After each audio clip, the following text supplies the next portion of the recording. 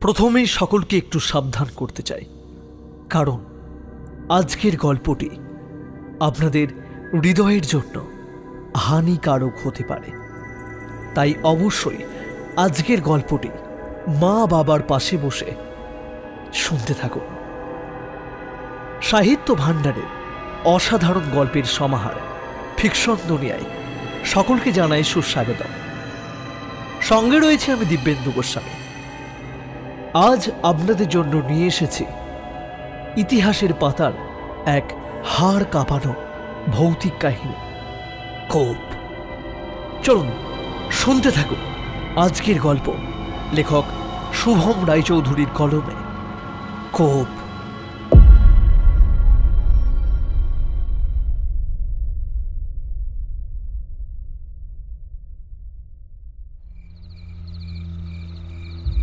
Seed, seed আমাকে বাঁচাও, আমাকে বাঁচাও সিড, আমাকে বাঁচাও। ও আমাকে নিয়ে যেতে এসেছে নিজের সাথে। Please please, I request you Sid, please save me. একমাত্র তুমিই পারো আমাকে ওর হাত থেকে বাঁচাতে। Please Sid, please please. Ruhi, come down, come down. আমি তো তোমার সাথে আছি। আমাকে বলো, কে কে কে তোমাকে নিয়ে যেতে এসছে বলো। ওই ওই ওই দেখো দেখো, করিডোরে দাঁড়িয়ে আছে, অপেক্ষা করছে তুমি চলে যাওয়ার। তুমি চলে গেলেই ও আসবে। তুমি একবার এখান থেকে চলে গেলে ও আর আমাকে ছাড়বে না। প্লিজ তুমি যেও না, আমার খুব ভয় লাগছে সিড, প্লিজ প্লিজ তুমি যেও না। আচ্ছা আচ্ছা, তুমি শান্ত হও আগে। এনাও একটু জল খাও না। আমি তোমার সাথে আছি, ভয় পেও না, কিচ্ছু হবে না তোমার। সত্যি করে বলো, সত্যি করে বলো, তুমি আমাকে ছেড়ে যাবে না তো? হ্যাঁ, তুমি চলে গেলে কিন্তু ও আসবে। আর একবার যদি ও চলে আসে তাহলে কোনো দিনও তোমার রুহিকে আর দেখতে পাবে না। না রুহি, এসব কেন বলছো তুমি? আর এক সপ্তাহ পরেই তো আমাদের বিয়ে। তারপর তো তুমি আর আমি এক হয়ে যাব, কেউ আলাদা করতে পারবে না আমাদের। তখন যত ইচ্ছে আমাকে জড়িয়ে ধরে বসে থেকো, কেউ আটকাবার থাকবে না। তার মানে বলতে চাইছো যে তুমি এখন আমার সাথে থাকবে না, তাই তো? হ্যাঁ না মানে কেন সিড? তুমি কি বুঝতে পারছো না আমার অবস্থাটা, আমার ভয়টা? কোনোদিন দেখেছো আমাকে এতটা উতলা হতে? আজ আমার সত্যি ভয় লাগছে সিড। আমি কোনো প্র্যাঙ্ক করছি না তোমার সাথে। প্লিজ আজ রাতটার মতো আমার কাছে থেকে যাও। ভোরের আলো ফোটার আগেই তোমাকে ছেড়ে দেবো। জাস্ট এই 2:30 থেকে 3:30 সময়টা আমাকে একটু আগলে রাখো প্লিজ। আজীবন তোমার কাছে আমি ঋণী হয়ে থাকবো। আচ্ছা আচ্ছা আচ্ছা, হয়েছে হয়েছে, আমি থাকছি তোমার সাথে, ভয় পেও না। তবে কথাটা একটু ধীরে বলো। তোমার বাবা যদি একবার শুনতে পেয়ে যায় তাহলে বিয়ের ফুল ফোটার আগেই গাছ থেকে খসে পড়ে যাবে, তখন কি ভালো লাগবে? হ্যাঁ, শেষটায় বিয়ের সেন্টিমেন্ট ইউজ করে রুহিকে শান্ত করেছিল সিড ওরফে সিদ্ধার্থ। জানি না বাবার ভয়ে নাকি বিয়ে ভাঙার ভয়ে, তারপর সে আর একটাও কথা বলেনি। ছোট বাচ্চার মতো সিডের হাতটা শক্ত করে জড়িয়ে ধরে নিঃশব্দে শুয়ে পড়েছিল। কিছু একটা মনে পড়তেই রুহিকে আবার জাগিয়ে সিড বলল, ডার্লিং একবার ওঠো, এই জুসটা খেয়ে নাও, তোমার জন্য এনেছিলাম, দিতে ভুলে গেছি। সিডের হাত থেকে গ্লাসটা নিয়ে এক ঢোকে জুস শেষ করে রুহি আবার ঘুমিয়ে পড়ল। সিড আস্তে আস্তে ওর মাথায় হাত বুলিয়ে দিতে লাগলো। পাগলি মেয়ে, সিডকে বড্ড ভরসা করে, ভালোবাসে, স্বপ্ন দেখে সিডের সাথে নিজের সারাটা জীবন কাটানোর। সিডও তাই দেখে, সেদিনও দেখেছিল। কিন্তু কিছু বস্তা পচা সংস্কার ওদের দুজনের মধ্যে আজ এতটা দূরত্ব তৈরি করে দিয়েছে। ভুল করেছিলাম, মস্ত বড় ভুল করেছিলাম। পারিবারিক রাজনীতিটাকে যদি কিছুটা সময়ের জন্য দূরে সরিয়ে রাখতাম তাহলে আজ এই দিনটা দেখতে হতো না কাউকে। আজ রুহির এই অবস্থার জন্য আমি দায়ী। আমি ভিতর মতো ওকে ফেলে রেখে পালিয়ে এসেছিলাম। ও বেচারি ভেবেছিল আমি হয়তো সাথে আছি। ও ওকে নিজের এই দুই হাত দিয়ে আগলে রেখেছি, প্রোটেক্ট করছি ওকে ওর সেই অজানা বিভীষিকার হাত থেকে। কিন্তু সত্যিটা হচ্ছে আমি একজন ভীতু কাপুরুষ, শরীরে পুরুষের ছিটে ফোটা না থাকা এক নপুংসক।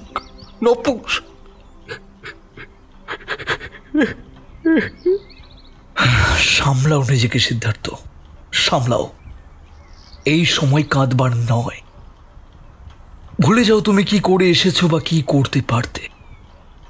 সেসব ভাবার সময় অনেকদিন আগেই অতীতের অতল অন্ধকারে ডুবে গেছে সিদ্ধার্থ। বরং আমরা এখন যেটা করতে পারি সেটা নিয়ে ভাবাটাই শ্রেয়, তাই না? দেখো দেখো সিদ্ধার্থ, হাতে মাত্র 3টে দিন পড়ে রয়েছে। যা করার এর মধ্যেই করতে হবে আমাদের। না হলে যে আমরা রুহিকে বাঁচাতে পারবো না সিদ্ধার্থ। না দাদা, ও কথা বলবেন না, দয়া করে বলবেন না। কিচ্ছু হবে না, আমার রুহির কিচ্ছু হবে না। একবার নিজের দোষে ওকে আমি হারিয়ে ফেলেছি, কিন্তু আর না। এবার ওর ভেতরে শয়তানটার সাথে লড়াই হবে আমার। আমি কিছুতেই আর নিজের রুহির কোনো ক্ষতি হতে দেব না। তার জন্য যদি আমাকে শতাব্দী প্রাচীন কোনো অভিশাপের সাথেও লড়ে যেতে হয় আমি লড়বো, কিন্তু রুহির কোনো ক্ষতি আমি হতে দেব না। এই সাহসটাই যদি তুমি কয়েকদিন আগে দেখাতে তাহলে এরকম দুর্ভোগ পোহাতে হতো না সিদ্ধার্থ। যাই হোক, তুমি যখন মনস্থির করেই নিয়েছো তাহলে বিকেলে গাড়ি নিয়ে চলে এসো। আর অবশ্যই মনে করে রুহিকে আমি যে কাপড়টা দিয়েছি ওটা দিয়ে ভালোভাবে জড়িয়ে তবেই নিয়ে আসবে। ওর মুখ বাদে শরীরের আর কোনো অংশ যেন কাপড়ের বাইরে না থাকে, বুঝেছ? তাই হবে দাদা, আমি চললাম তাহলে।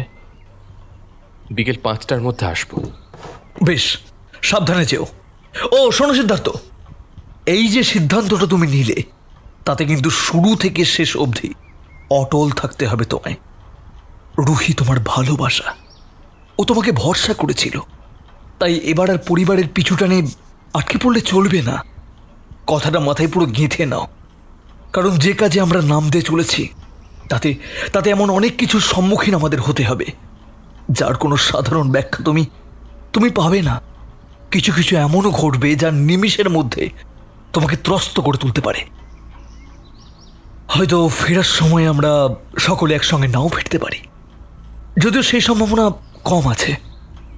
তুমি যখন সাহায্যের আশায় আমার দ্বারস্থ হয়েছ এবং নিজের ভালোবাসাকে বাঁচানোর জন্য এত বড় ঝুঁকি নিতেও পিছু পা হচ্ছ না, তখন আমারও কর্তব্য তোমাদের দুজনকে রক্ষা করা। সেরকম হলে তোমাদের বাঁচাতে আমি নিজেকে উৎসর্গ করে দেব, কিন্তু তোমাদের কোনো ক্ষতি হতে দেব না সিদ্ধার্থ, কেমন? যাও এবার। দ্রুত পায়ে সিদ্ধার্থ ঘর থেকে বেরিয়ে গেল। আমি দাঁড়িয়ে থাকা অবস্থায় তার চলে যাওয়ার পথের দিকে তাকিয়ে রইলাম। হায় রে নিয়তি, ছেলেটা জানেও না সে কার মুখোমুখি হতে চলেছে। তবে হয়তো একই ভালোবাসা বলে, যার জন্য কোনো সাধারণ মানুষ অসীম সাহসে এবং শক্তিতে বলিয়ান হয়ে স্বয়ং শয়তানের সাথে মুখোমুখি হতেও দুবার ভাবে না। হে পরম করুণাময়, এই নিঃস্বার্থ ভালোবাসার যেন জয় হয়। দেখো,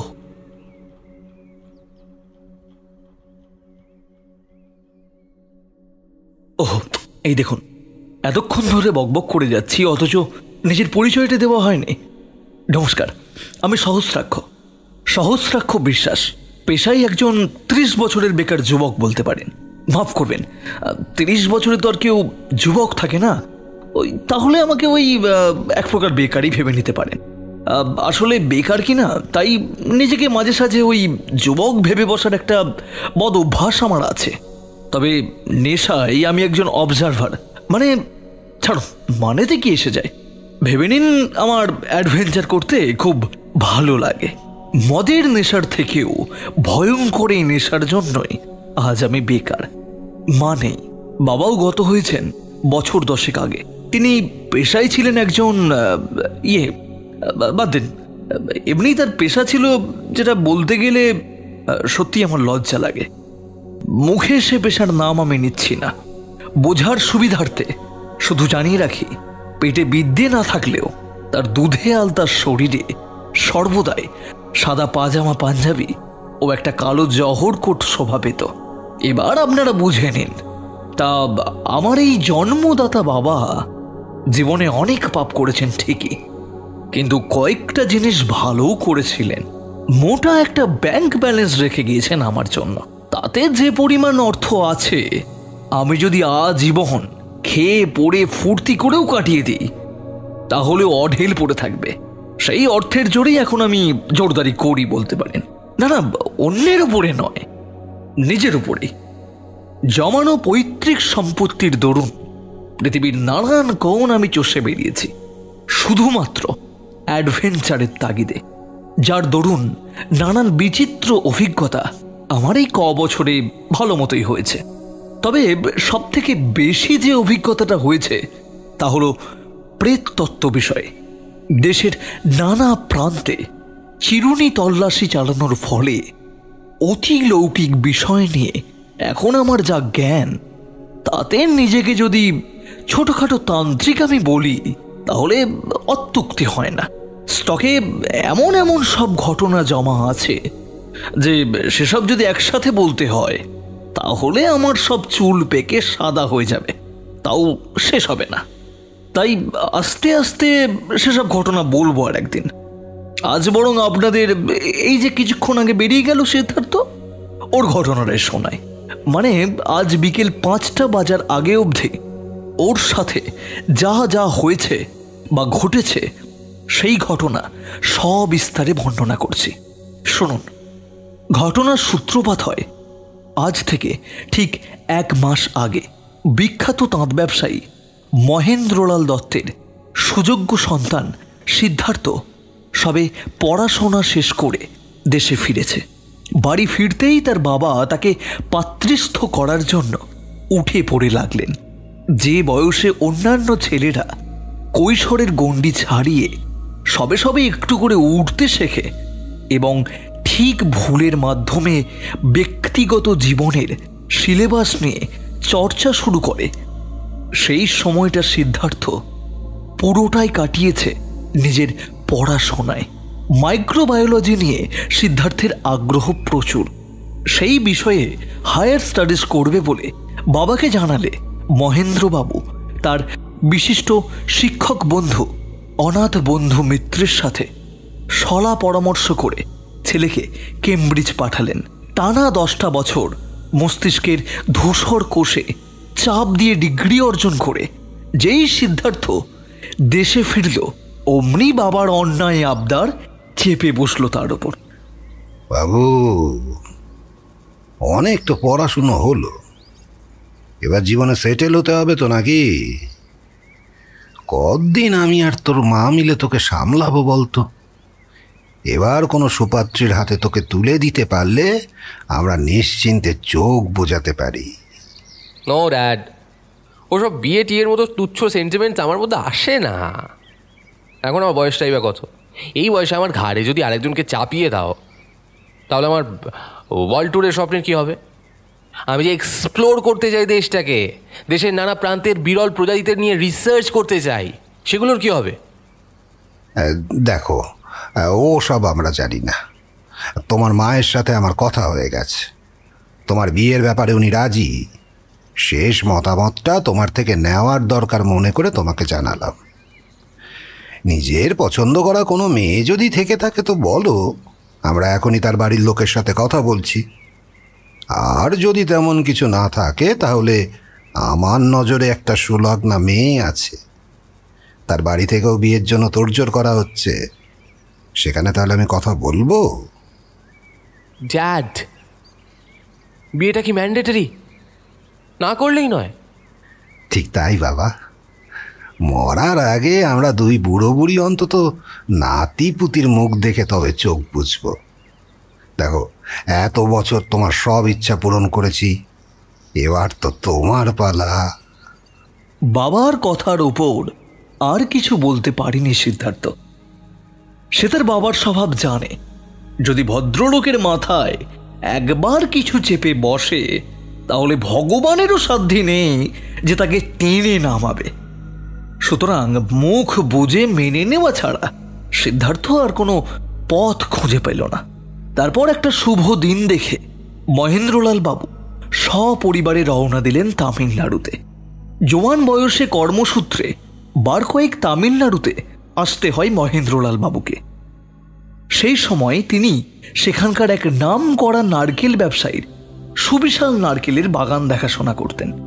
দৈত্যের মতো চেহারা হওয়ার সুবাদে বাগান মালিক তাহার ওপরেই বাগানের দায়িত্ব ছেড়ে দেন। তিনিও কয়েক বছর জাঁকিয়ে কাজকর্ম করে মোটা অঙ্কের পুঁজি জমিয়ে বাংলায় ফিরে এসে তাঁত শিল্পে নাম নথিভুক্ত করেন। তামিলনাড়ুতে থাকাকালীন তার সাথে পরিচয় হয় বিশ্বেশ্বর ধর্মশাস্ত্রী নামের এক তরুণ পুরোহিতের। কালক্রমে দুজনের বন্ধুত্ব সেই যে একবার তৈরি হয়েছে, আজ 23 বছর কেটে গেছে, যেমন কি তেমনই অটুটি রয়ে গেছে। বর্তমানে বিশ্বেশ্বর 2 মেয়ের বাবা। বড় মেয়ে চারুলতার বিয়ে হয়ে গেছে। ছোট মেয়ে রুক্মিণী সংস্কৃতে PhD করছে। বিশ্বেশ্বর একদিন তার বন্ধু মহেন্দ্রবাবুর কাছে ছোট মেয়ের প্রসঙ্গ উত্থাপন করলে মহেন্দ্রবাবু হাতে আকাশের চাঁদ পান। তার সুযোগ্য গুণবান ছেলের জন্য তিনি যে এমনই সুলগ্নার সন্ধানে ছিলেন, তাই বিশ্বেশ্বরকে আর কথা এগোতে না দিয়ে মোবাইল মারফতেই নিজের ছেলের ব্যাপারে বলেন এবং রুক্মিণীকে নিজের গৃহবধূ করার প্রস্তাব দেন। বিশ্বেশ্বরও এক কথায় রাজি হয়ে যান। এই সবকিছুই চলছিল সিদ্ধার্থ ও রুক্মিণীর আড়ালে। নিজেদের জীবনের অনেকগুলো বছর মা সরস্বতীর চরণে সমর্পণ করার পর যে দুজনের জীবনে এমন এক আকস্মিক পরিবর্তন আসবে তা কেউই যেহেতু কল্পনা করতে পারেনি, তাই যখন দুজনে একে অন্যের মুখোমুখি হলো, বিস্ময়ে তাদের মুখ থেকে কোনো কথা ফুটল না। যা কথা বলার পরিবারের সদস্যরাই সারল। এরপর যখন বলা হলো, যা এবার তোরা একটু কথা বলে নে, তখনও দুজনে চুপ করে যে যার জায়গায় বসেই রইল। মহেন্দ্রবাবু হবু বৌমার এমন চাপা স্বভাব দেখে বিশ্বেশ্বরকে বললেন, বলি কি ভাই, তোমার মেয়ের যা চাপা স্বভাব দেখছি, তাতে করে মনে হয় আমাদের বাড়িতে মানিয়ে নিতে ওর একটু অসুবিধাই হবে। তারপর বিয়ের পর সহজে তো এখানে আসা যাওয়া করতে পারবে না। আর এদিকে আমাদের বাংলার সাথে ওর সেভাবে পরিচিতি নেই। তুইও খুব একটা তো চিনিস না, মাঝে সাঝে যা আমার সাথে যেতিস। তাই আমার মন বলে ভবিষ্যতে এদের দুজনের পারস্পরিক মেলামেশায় যাতে কোনো সমস্যা না হয়, সেই কারণে 2 সপ্তাহের জন্য তোরা বরং আমাদের সাথে থাকবি চল। এর ফলে বৌমার কলকাতাটা চেনা হয়ে যাবে। সে তুই আবহাওয়ায় বলিস আর খাবার দাবার সব কিছু। কথাটা তুই ভুল কিছু বলিসনি মহেন্দ্র। আমার গিন্নি বাংলার মেয়ে, সেই সূত্রে কিছুটা হলেও রুক্মিণীর মধ্যে বাংলার ছোঁয়া আছে। তবে তা যথেষ্ট নয়। ওর লেখাপড়া, বড় হওয়া সবই দক্ষিণী ধাঁচের। সুতরাং বাংলার সাথে মিশতে হলে ওখানে থাকতেই হবে। অসুবিধা নেই আমার। তুমি কি বলো? আমারও কোনো আপত্তি নেই, তুমি যেখানে সম্মতি জানাচ্ছ। যেটাই আমাদের মেয়ের সুবিধা হবে সেটাই করা উচিত। তার উপর ভালোই হলো, মেয়েকে ভিক্টোরিয়া জাদুঘর, কুমোরটুলি এসব ঘুরিয়ে দেখাবো। ব্যাস, তাহলে তো আর কোনো কথাই রইল না বৌদি। সামনের মঙ্গলবার চলুন একসাথে কলকাতায় ফিরি। এই হলো গিয়ে সিড অর্থাৎ সিদ্ধার্থ এবং রুহি অর্থাৎ রুক্মিণীর সম্পর্কের ভিত স্থাপনের পর্ব। কলকাতায় আসার পর তারা পরস্পরের কাছে বেশ একটু খোলামেলা হয়ে উঠল। প্রথম সিদ্ধার্থের রুক্মিণীর সাথে কথা বলতে গিয়ে কেমন একটা জিভ জড়িয়ে যেত। সেই অবস্থা দেখে রুক্মিণী চাপা হাসি হেসে নিজে থেকেই কথা বলতে শুরু করলে সিদ্ধার্থের জড়তা অনেকাংশে কমে এলো। উভয়ের জীবনে এত বছরের মধ্যে একবারও প্রেমের আগমন ঘটেনি। তারা জানতই না প্রেম খায় না গায়ে মাখে। চিরাচরিত ধারণার মধ্যে ওই হাত ধরে ঘোরা, বাড়ি থেকে পালিয়ে সিনেমায় যাওয়া, গঙ্গার ধারে বসে রবীন্দ্রনাথের কবিতা ওড়ানো, এসবই তারা বুঝে এসেছে। সুতরাং তারাও নিজেদের সম্পর্কের সূত্রপাত সেই সমস্ত পদ্ধতির মধ্য দিয়েই শুরু করলো। মজার বিষয়, এই বাড়ির লোকেরা জানতেন যে তাদের ছেলে মেয়েরা কোথায় যাচ্ছে, কি করছে, তবে কোনো বাধা দিতেন না। যে বয়সে যা করার কথা সেই বয়সে তা করেনি, যখন আজ প্রাপ্ত বয়সে পদার্পণ করে করলেও খুব একটা ক্ষতি নেই। তার উপর কয়েক মাসের মধ্যেই তারা যখন বৈবাহিক সম্পর্কে আবদ্ধ হতে চলেছে, তাহলে এইটুকু ছাড় তো দেওয়াই যায়। বিশ্বেশ্বর তো এমনটাই মনে করেন। ব্রাহ্মণ বংশীয় হলেও মনন এবং চিন্তনের দিক থেকে তিনি অনেকটাই এগিয়ে। তিনি কৃষ্ণের মন্ত্রে দীক্ষিত। কৃষ্ণ শিখিয়েছেন প্রেমই হচ্ছে জগতের আধার। তাই তার কাছে প্রেম কোনরূপ গর্হিত অপরাধ নয়। এই সময়ের মধ্যে একদিন মহেন্দ্রলাল বাবুর মেজর হার্ট অ্যাটাক আসে। ইমিডিয়েটলি তাকে হাসপাতালে ভর্তি করা হয়। সঠিক চিকিৎসার আওতায় আসার ফলে সে যাত্রায় তিনি বেঁচে যান। তার ওপর কিছু বিধি নিষেধ আরোপ করা হয়। ডাক্তার কড়াকড়িভাবে জানিয়ে দেন যে মহেন্দ্রবাবুর হার্ট কন্ডিশন খুব একটা ভালো নেই। সেই নিয়ে টানা 1 সপ্তাহ কাজের সূত্রে বিষ্ণুপুর আসা যাওয়ার দরুন যে ধকল তার শরীরে পড়েছে, তাতে তার কন্ডিশন আরও খারাপের দিকে এগিয়ে গেছে। ফলে বেঁচে থাকতে গেলে যেটা করতে হবে, মহেন্দ্রবাবুকে একেবারে হোমস্টেতে থাকতে হবে। ভারী ভর্তি কাজকর্ম করা যাবে না, বেশি দৌড়ঝাঁপও বারণ। এমতাবস্থায় গৃহবন্দী হয়ে মহেন্দ্রবাবু পড়লেন চিন্তায়। বিষ্ণুপুরে তার কারখানা, সপ্তাহে 2 বার গিয়ে অন্তত কাজের তদারকি করে আসতেই হবে। কিন্তু তিনি ছাড়া সেখানে আর কে যাবে, কাকেই বা পাঠাবেন তিনি? আগের ম্যানেজারটা মোটা অঙ্কের টাকা সরিয়ে দিয়ে পালানোর প্ল্যান করেছিল। যদিও ক্ষতি হওয়ার আগেই পরিস্থিতি নিয়ন্ত্রণে চলে আসে। সেদিনের পর থেকে নিজেকে ছাড়া তিনি আর কাউকেই বিশ্বাস করতে পারেন না। বাবাকে চিন্তায় দেখে সিদ্ধার্থ প্রস্তাব দিল, আচ্ছা বাবা, বিশু কাকুকে তুমি একবার বলে দেখো না। বিশ্বেশ্বরকে? ওকে বলে কি হবে? তুমি কাকুকে বলো যে আর তামিলে ফিরতে হবে না, পাকাপাকিভাবে এখানেই শিফট করে যেতে। আমরা সবাই একসাথে থাকবো। উনি না হয় তোমার জায়গাটা নেবেন, দেখাশোনা করবেন। কথাটা তুই ভুল কিছু বলিসনি। দেখি ওকে বলে, যদি রাজি হয়। বড় আশা করে মহেন্দ্রবাবু বিশ্বেশ্বরকে তার ইচ্ছার কথা জানান। ভেবেছিলেন বন্ধুর ওপর দায়িত্ব দিয়ে তিনি এবার নিশ্চিন্ত হবেন। কিন্তু তার সেই মনস্কামনা পূর্ণ হল না। মতাদর্শের মূর্ত প্রতীক বিশ্বেশ্বর বন্ধুর প্রস্তাব নাকচ করলেন। বিশেষ কোনো কারণ তিনি জানালেন না, শুধু বললেন, না ভাই, এই আবদারটা আমায় করিস না। তামিলনাড়ু আমার জন্মভূমি, ওখানে জন্মেছি, বড় হয়েছি, প্রায় গোটা জীবনটাই কাটিয়েছি ওখানে।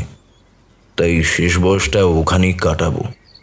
তাছাড়া তোর সুযোগ্য সন্তান আছে, তাকে না বলে তুই আমাকে এই কথা বলছিস, এ তোর ভারী অন্যায় হয়েছে।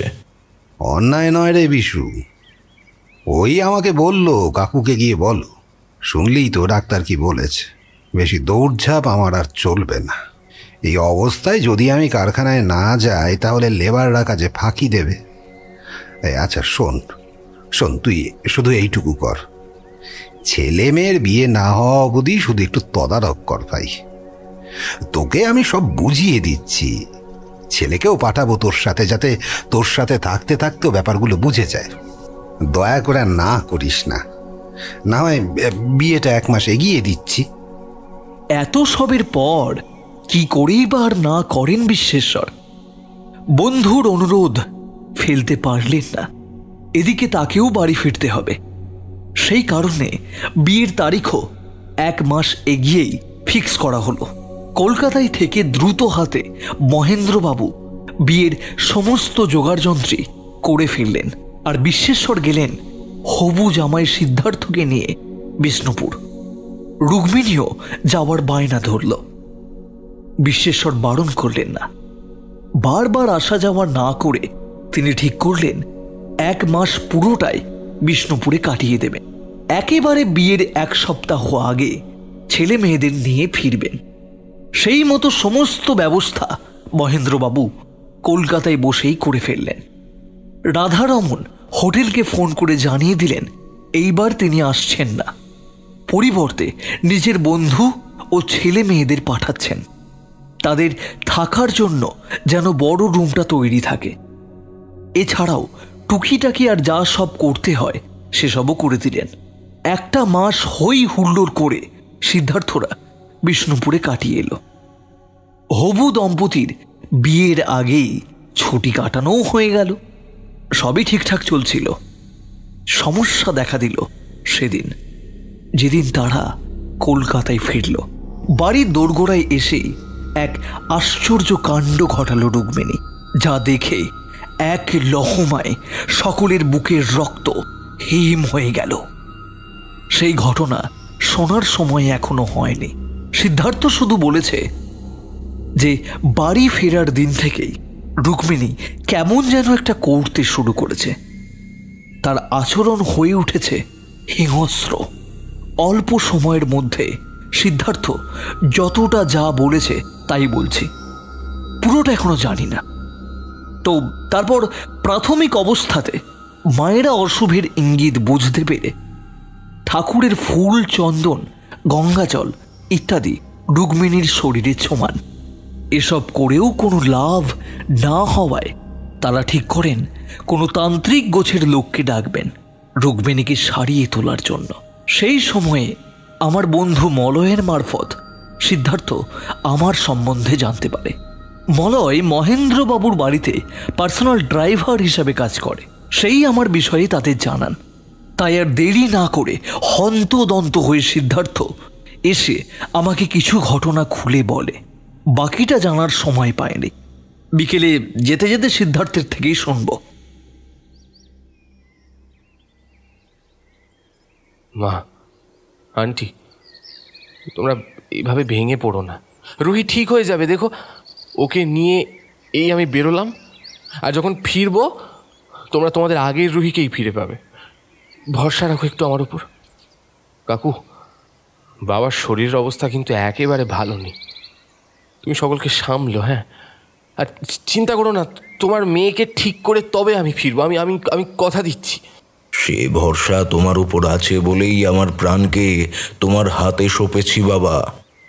জানি না কোন পাপ করেছিলাম যার জন্য আমাদের আজ ভুগতে হচ্ছে। রাধা মাধবের কাছে প্রার্থনা করি যাতে তোমরা সুস্থভাবে ফিরে আসতে পারো। একদম কাকু, তোমার ভরসা আমি কিছুতেই ভাঙতে দেব না। সাবধানে যাস বাবা। তোমরাও সাবধানে থেকো মা। আচ্ছা, আমি আমি চললাম। একটু দাঁড়াও বাবা। আহা, ছেলেকে পিছনে কেউ আটকায় সুরমা? আরে তুমি চললে কোথায়? কি মুশকিল বলো দেখি। তোমার আন্টিকে নিয়ে যার পারা গেল না। নিশ্চয়ই কোনো দরকার আছে বলেই হয়তো। এই যে আমি এসে গেছি। দেখি দেখি বাবা, মাথাটা একটু নিচু করো তো। এই হয়ে গেছে। যাও, এবার তুমি নিজের পথে এগিয়ে যাও। আমার আর কোনো চিন্তা রইল না। এই লকেটটা আমায়। এই লকেট তোমাকে সমস্ত বিপদের হাত থেকে বাঁচিয়ে রাখবে বাবা। এখানে আসার আগে তিরুপতির মন্দিরে তোমাদের দুজনের নামে পুজো দিয়ে 2খানা লকেট নিয়ে এসেছিলাম। ভুল হয়েছিল। বিষ্ণুপুর যাওয়ার আগে যদি তোমাদের পরিয়ে দিতাম তাহলে। যাক, সেসব তোমায় তোমারটা দিলাম, আর ব্যাগের রুকুরটা দিয়ে দিয়েছি। সুযোগ বুঝে ওকে পড়াতে পারলে পড়িয়ে দিও। আচ্ছা আন্টি, সময় হয়ে গেছে। ওদিকে সহস্রাক্ষত আমার জন্য অপেক্ষা করছে। চলো মলয়। মা, কাকু, আমি বেরোলাম।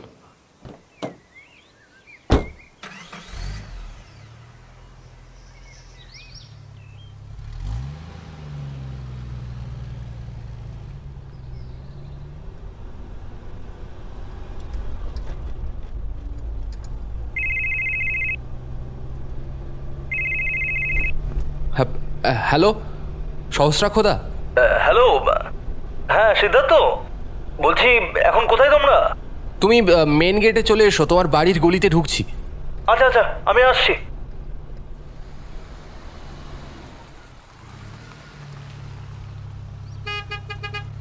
ওহ, অদ্ভুত ছেলে মাইরি, মাথার উপর বিপদ ঘনিয়ে উঠেছে আর উনি 20 মিনিট লেট। যাক, আর দেরি করে লাভ নেই। দুগ্গা দুগ্গা, মাগো রক্ষা করো মা। Menu, let's go. মারুতি মাসি, মারুতি মাসি। আহা, অত হুটোপাটা করতে হবে না, আমি সব জানি। ধীরে সুস্থে যেও।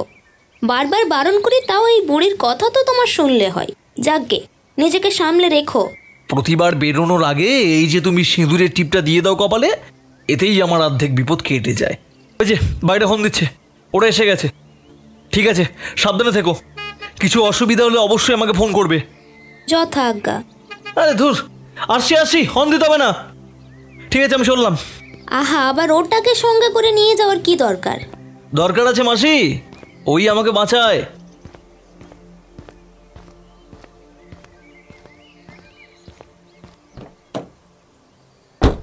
না না, চলো, এখানে অনেক দেরি হয়ে গেছে। শোন মনে, হাই রোড না ধরে বিশালক্ষীতলা রাস্তাটা নিস। সন্ধ্যের দিকে ওদিকে লোকজন এমনিতেই কমে আসে, গাড়ি ছোটাতে সুবিধা হবে। জো হুকুম বস। তোমাকে যা যা বলেছিলাম সেই মতো করেছো তো সিদ্ধার্থ?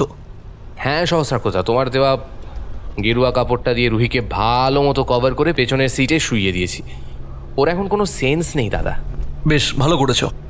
তবে আসবার আগে একটা কাণ্ড ঘটে গেছে। কাণ্ড? কি কাণ্ড? কি আর বলবো দাদা, আরেকটু হলে আমার প্রাণটাই চলে যাচ্ছিল। এসব কি বলছো সিদ্ধার্থ? সাদে কি আর বলছি, তোমাকে বলবো বলে ছটফট করছিলাম। এবার শোনো তুমি, আমার বাড়ি যাওয়ার আগে অবধি রুহি শান্তই ছিল, মায়ের থেকে যা শুনলাম। বাইরে থেকে ওর ঘরে তালা মারা থাকে, জানলাগুলো ভালোভাবে লক থাকে, যাতে আগের মতো পালিয়ে না যেতে পারে। আগের মতো পালিয়ে যেতে না পারে? ওহো হো, বুঝেছি।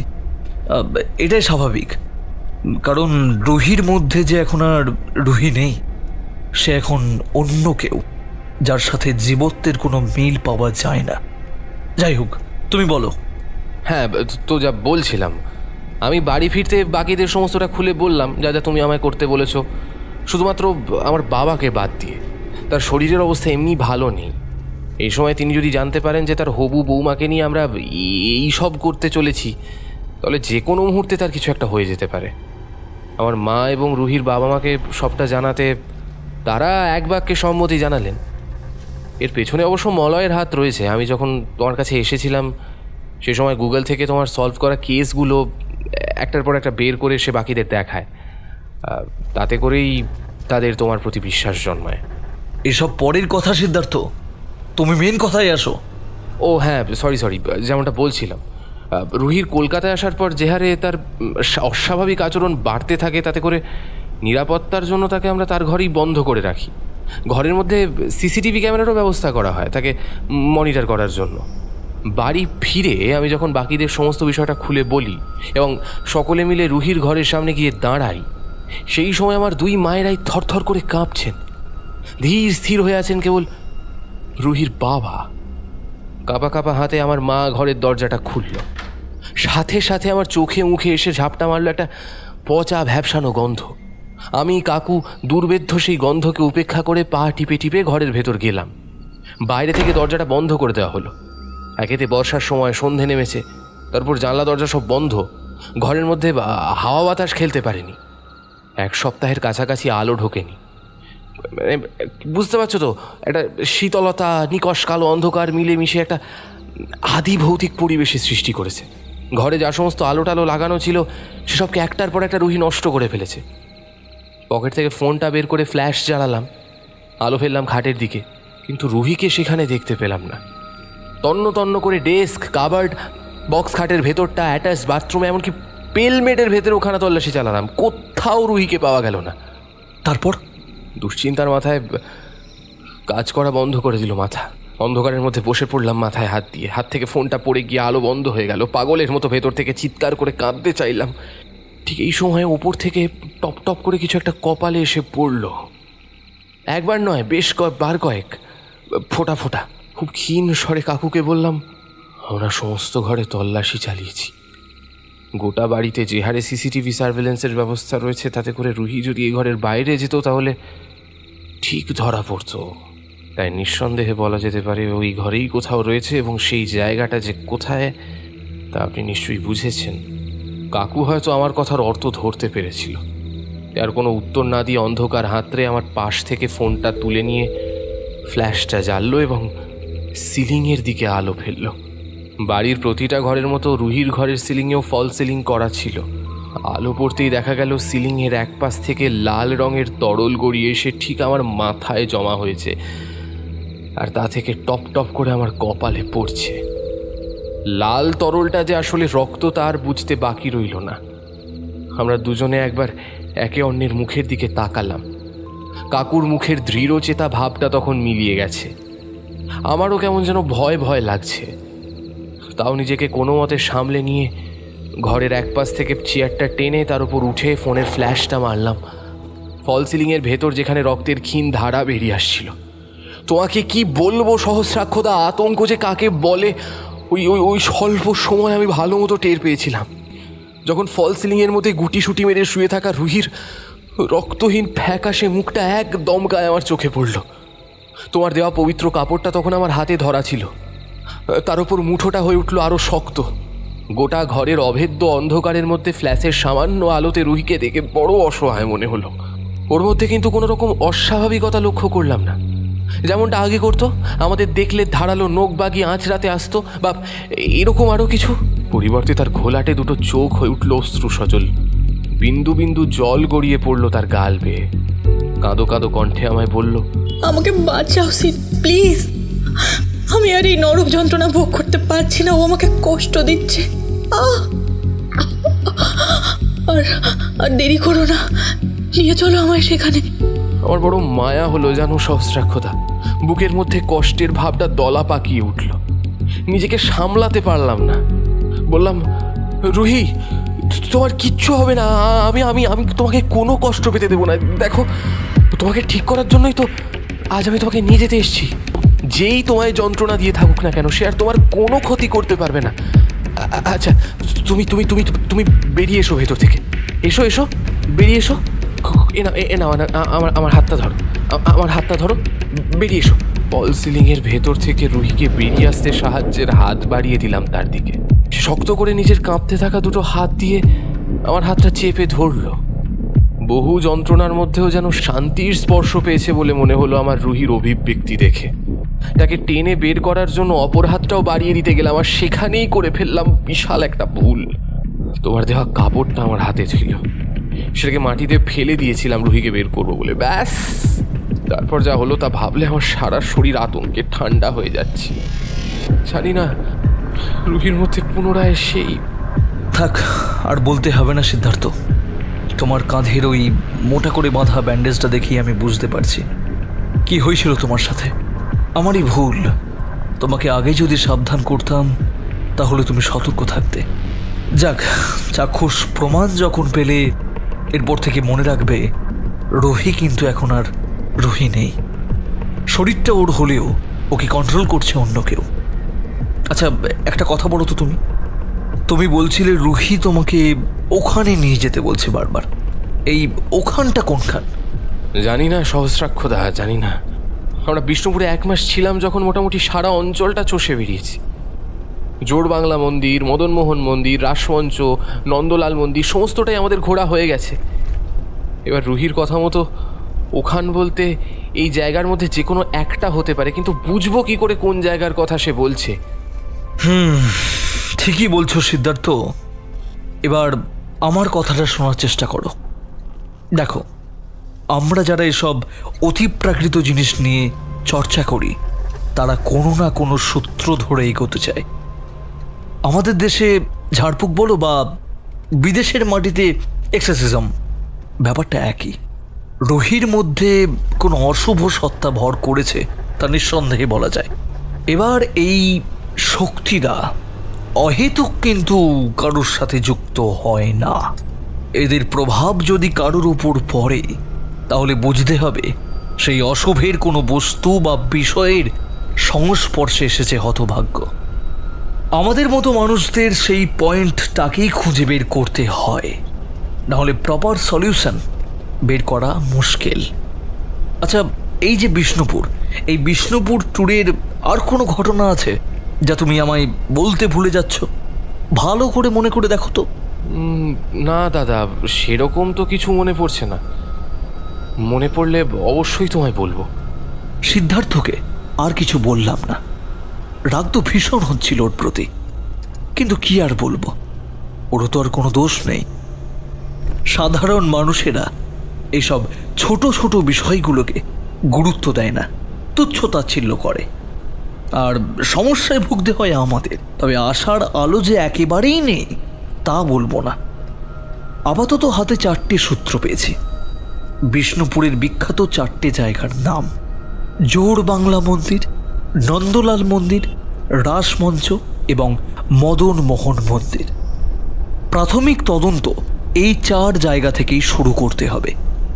যাক, আগে তো পৌঁছাই, তারপর দেখছি। পকেট থেকে মোবাইলটা বের করে চটপট একটা মেসেজ পাঠিয়ে দিলাম হোয়াটসঅ্যাপে। আমি যে 4টে লোকেশনের নাম পাঠাচ্ছি, যত তাড়াতাড়ি সম্ভব ফুল হিস্ট্রিটা পাঠিয়ে দে। আর অবশ্যই এখানে ঘটে যাওয়া কোনো অলৌকিক ঘটনা যদি থেকে থাকে তাহলে সেটাও ইন ডিটেলস পাঠাবি, দেরি করবি না। টাইপের ফাঁকে দেখলাম মলয় বারে বারে হাই তুলছে। ওকে বললাম, মনে হচ্ছে আরামবাগ তো পৌঁছে গেছি নাকি রে?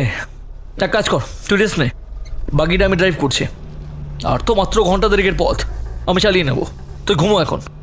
তাই হোক বন্ধু। মলয় বেশ প্রসন্ন মনে ড্রাইভিং সিট থেকে সরে এসে সহস্রাক্ষের জায়গায় বসল। ওর হাতে গাড়ির দায়িত্ব সঁপে দিয়ে মলয় যেন হাঁপ ছেড়ে বাঁচল।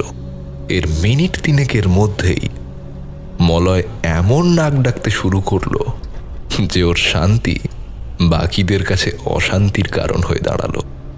ঘন্টা 1.5 আগেই ওদের 4 হুইলার বিষ্ণুপুরে প্রবেশ করলো।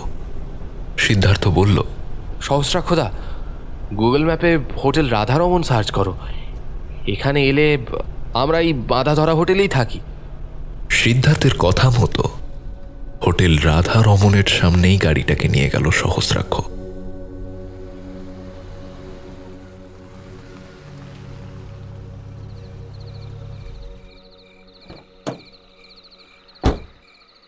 গাড়ি থেকে নামবার সময় ওদের বিশেষভাবে খেয়াল রাখতে হতো রুক্মিণীকে নিয়ে। এখনো সেভাবে রাত গাঢ় হয়নি, রাস্তায় অল্প বিস্তর লোক চলাচল করছে। তাদের মধ্যে দিয়ে যদি রুক্মিণীকে চ্যাংদোলা করে গাড়ি থেকে নামানো হয় তাহলে নিশ্চিতভাবে ওরা পথচারীদের দৃষ্টি আকর্ষণ করবে। তাই ওরা ভাবতে লাগলো, কাপড়ে মোড়ানো অবস্থায় রুক্মিণীকে নামাবে কি করে? সিদ্ধার্থের মনেও একই প্রশ্নের উদয় হলো। কিছুক্ষণ চিন্তা করার পর সহস্রাক্ষ সিদ্ধার্থকে বলল, শোনো, রুক্মিণীকে পিছনের সিট থেকে বের করে সোজা আমরা হোটেলের ভিতর ঢুকবো। তার আগে তুমি রিসেপশনিস্টকে বলে এসো যে সে যেন আমাদের না আটকায়। পারলে ম্যানেজারের সাথে কথা বলো। সহস্রাক্ষ যখন সিদ্ধার্থকে এইসব বোঝাচ্ছে সেই সময় ওদের দুজনকে চমকে দিয়ে গাড়ি থেকে বেরিয়ে এলো রুক্মিণী। তার গায়ে পবিত্র কাপড় জড়ানো ছিল একইভাবে। মুহূর্তের জন্য সহস্রাক্ষের পোড় খাওয়া মগজটা কাজ করা বন্ধ করে দিল। চোখের সামনে সবই দেখছিল, শুনছিল, কিন্তু বোধগম্য হচ্ছিল না কিছুই। তারপর বিহবল অবস্থাটা কাটল সিদ্ধার্থের মৃদু ঝাঁকুনিতে। তার দিকে দৃষ্টি চালনা করে বুঝলাম সে ভীষণ ভয়ে নিজের বাক শক্তি হারিয়ে ফেলেছে।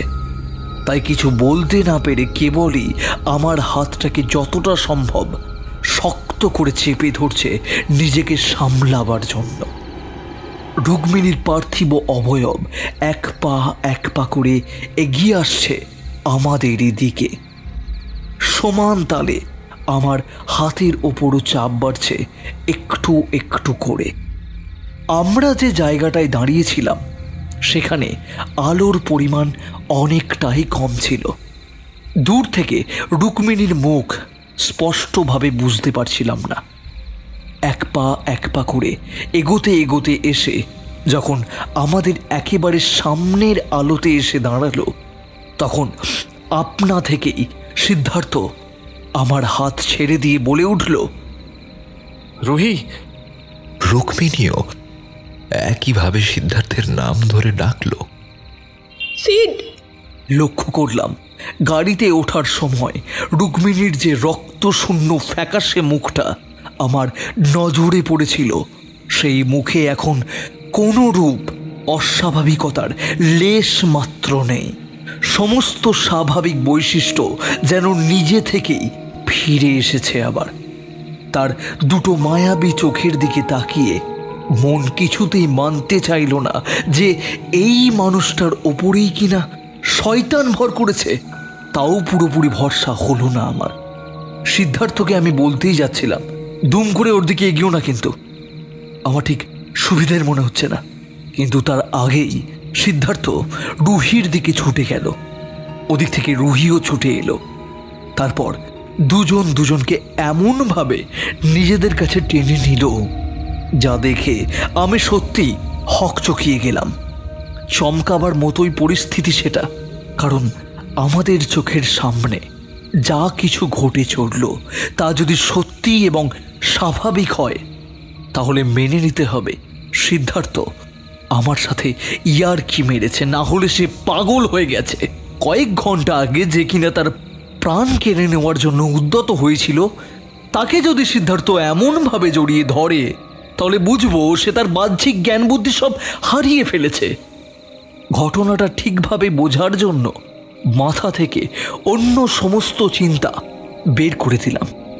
ঠান্ডা মাথায় বেশ কয়েকটা বিষয় সাজিয়ে ফেললাম। ইচ্ছা হলো সিদ্ধার্থকে ডেকে কয়েকটা কথা বলি, কিন্তু সেই সময় আমার অবচেতন চুপি চুপি আমাকে উদ্দেশ্য করে কয়েকটা কথা বলে গেল।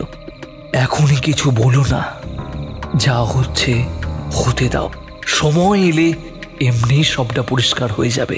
ঠিকই তো, ভিকটিম যখন নিজে থেকেই সুস্থ হয়ে উঠেছে, সে হয়তো কোনো দৈবের আশীর্বাদেই হোক বা নিজে থেকে, সর্বোপরি যে কোনো কারণেই হোক, তখন অহেতুক গম্ভীর কথাবার্তা বলে তার মনে চাপ সৃষ্টি করা কোনো মানেই হয় না।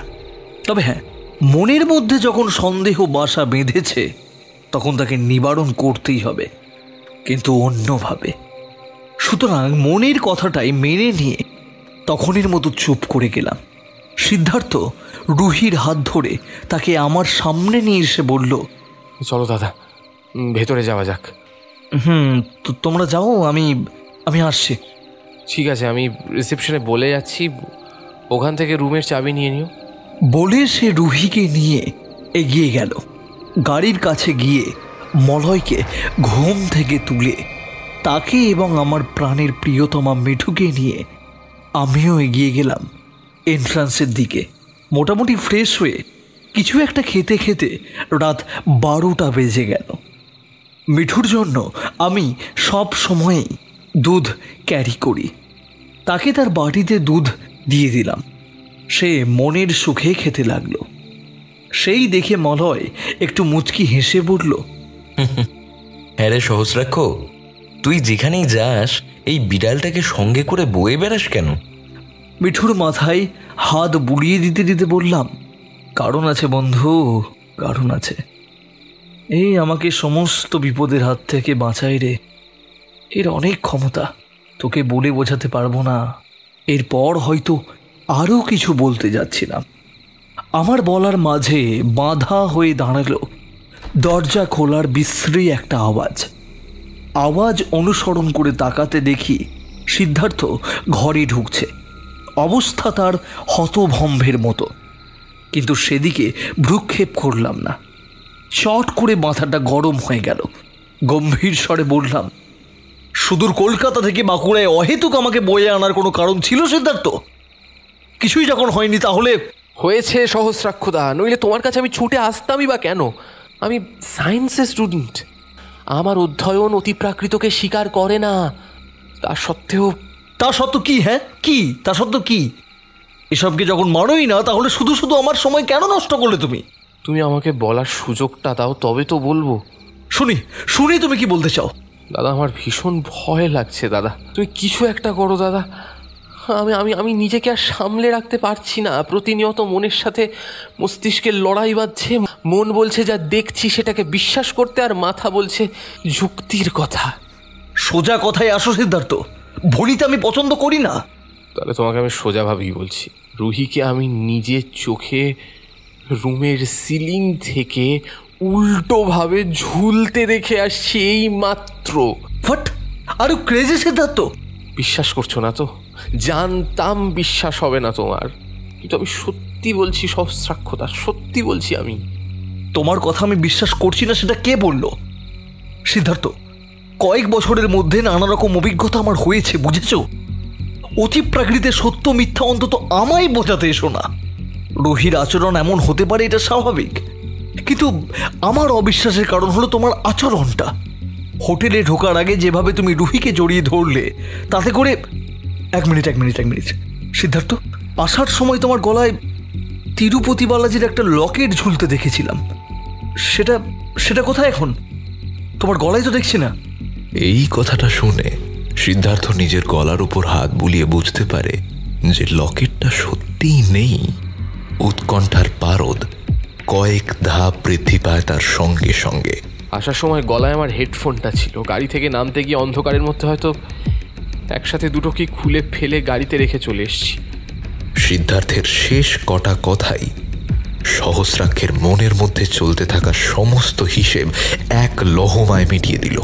এখানে আসার পর আচমকাই রুহির সুস্থ হয়ে যাওয়া, সিদ্ধার্থের তাকে জড়িয়ে ধরা, এবং এখন সিদ্ধার্থের গলায় লকেটের অনুপস্থিতি, সব কটা পয়েন্টের মধ্যে যে মিসিং লিঙ্কটা, সেটা ধরতে আর বাকি রইল না।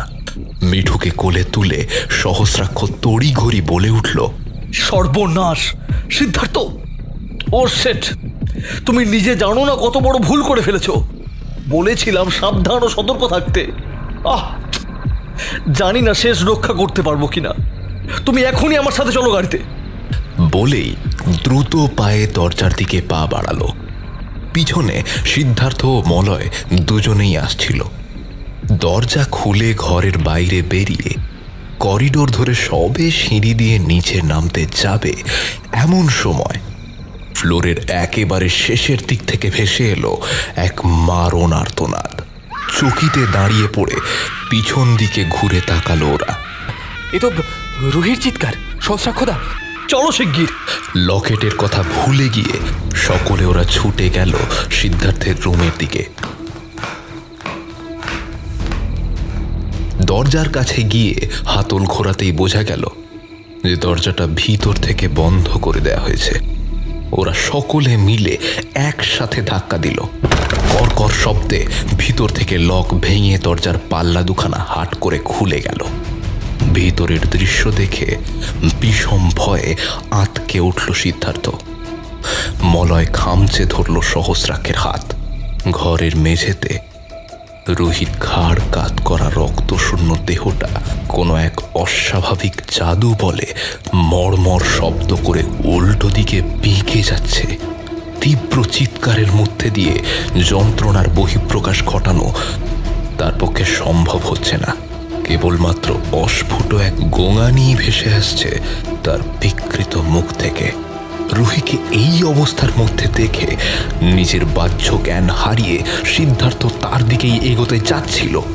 সহস্রাক্ষ তার হাতটা শক্ত করে টেনে ধরে ধমকের সুরে বলল, পাগল হলে নাকি সিদ্ধার্থ? কি করতে যাচ্ছ? সহস্রাক্ষদা, সহস্রাক্ষদা, রুহি, আমার রুহি, সহস্রাক্ষদা। নিজেকে শক্ত করো তুমি। তোমাকে আমি কি বলেছিলাম আসবার আগে? তোমাদের কোনো ক্ষতি হতে আমি দেব না। রুহি পসেসড, ওর কাছে গিয়ে কোনো লাভ নেই, বরং নিজের ক্ষতি নিজেই ঘটাবে তুমি। যা হওয়ার হয়েছে, এবার আমি সামলাচ্ছি। বলেই আমি মিঠুকে কোলে নিয়ে নামিয়ে ঘরের ভেতর ঢুকলাম। গজরাতে সে কয়েক লাফে রুহির ওপর ঝাঁপিয়ে পড়ল। তৎক্ষণাৎ ছিটকে উঠে রুহির বিকৃত অবয়ব উল্টো হয়ে দুই হাতে ভর দিয়ে ঘরের এক কোণে সিঁটিয়ে গেল। আমি জানতাম মিঠুর উপস্থিতি সে কোনো মতে সহ্য করতে পারবে না, এবং সে যতক্ষণ রুহির সামনে থাকবে ততক্ষণ রুহিও এক পাও নড়বে না। আমি এবার সিদ্ধার্থকে বললাম, রুহিকে আমি এখানে আটকে রাখছি, তুমি মলয়ের সাথে শিগগির নিচে গিয়ে গাড়ি থেকে তিরুপতির লকেট আর আমার দেওয়া পবিত্র কাপড়খণ্ডটা নিয়ে এসো, যাও। আর 1 সেকেন্ড নষ্ট না করে মলয়কে নিয়ে সিদ্ধার্থ চলে গেল। আমি ঘরের মধ্যে ঢুকে একখানা চেয়ার টেনে নিয়ে বসলাম রুহির একেবারে সামনে।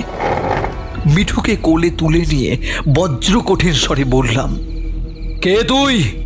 কোনো রকম উত্তর এলো না রুহির তরফ থেকে। সে তখন বিকৃত মুখে মিঠুর দিকে তাকিয়ে ক্রমাগত গর্জে চলেছে। আমি আবারও প্রশ্নটা করলাম, কে তুই? উত্তর দে। আবারও রুহি চুপ। ধৈর্যের বাঁধ অল্পেই ভেঙে গেল। রাগে ফুঁসে উঠলাম আমি। মিঠুকে কোল থেকে নামিয়ে দিয়ে রুহির ধবধবে সাদা চোখ দুটোর দিকে এক দৃষ্টে তাকিয়ে বীর বীর করে বাইবেলের ভার্স আওড়াতে লাগলাম। 1 মিনিটের মধ্যে রুহির ভেতর থেকে বলে উঠল এক পাশবিক কণ্ঠস্বর, চুপ কর তুই, চুপ কর, নাহলে এই মেয়েটাকে মেরে ফেলবো।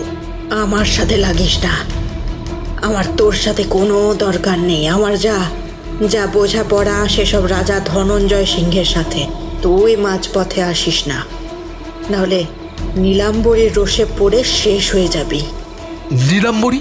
কে নীলাম্বরী? আমার প্রশ্নটা শুনে রুহির মধ্যে থাকা পৈশাচিক সত্তা খিলখিল করে এমনভাবে হেসে উঠল যেন আমি নির্বোধের মতো কোনো কথা বলে ফেলেছি। নীলাম্বরীর সামনে দাঁড়িয়ে জিজ্ঞেস করছিস নীলাম্বরী কে?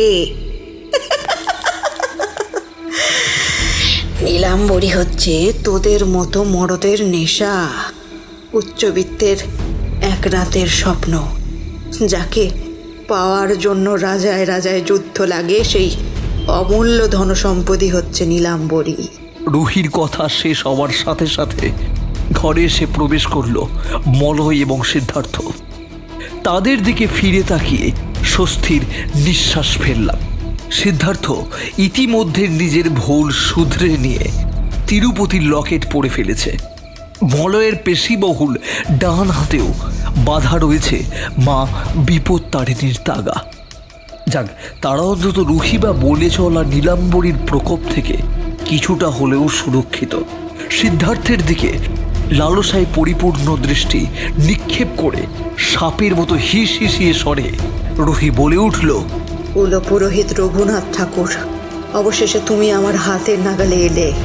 তোমার এই সুঠাম শরীরটাকে আমার এই 2 হাতের নখ দিয়ে টেনে ছিঁড়ে ফেলার জন্য সেই কবে থেকে আমি অপেক্ষা করছিলাম অন্ধকূপের মধ্যে বসে। আজ আমার বাসনা পূর্ণ হবে, তুমি তোমার কৃতকর্মের শাস্তি পাবে। বলেই রুহি নিজের সুতীক্ষ্ণ নখযুক্ত 2 হাত উঁচিয়ে সাপদের ক্ষিপ্রতায় এগিয়ে যায় সিদ্ধার্থের দিকে। মলয় তাকে আটকাতে গেলে নখের এক আঁচড়ে তার বুকের উপর গভীর ক্ষতের জন্ম দিয়ে সিদ্ধার্থের টুটি চেপে ধরে রুহি। সজোরে সিদ্ধার্থের মাথাটা দেওয়ালে ঠুকে দিয়ে আসরিক শক্তির বলে তাকে শূন্যে চাগিয়ে ধরে। বলেছিলাম না, যখন ফিরবো তখন সেই সমস্ত যন্ত্রণা তোকে ফিরিয়ে দেব যা তুই আমায় দিয়েছিলিস একসময়। আজ সেই ক্ষণ সমাগত। মৃত্যুর জন্য প্রস্তুত হ মুড়মতি, প্রস্তুত হ।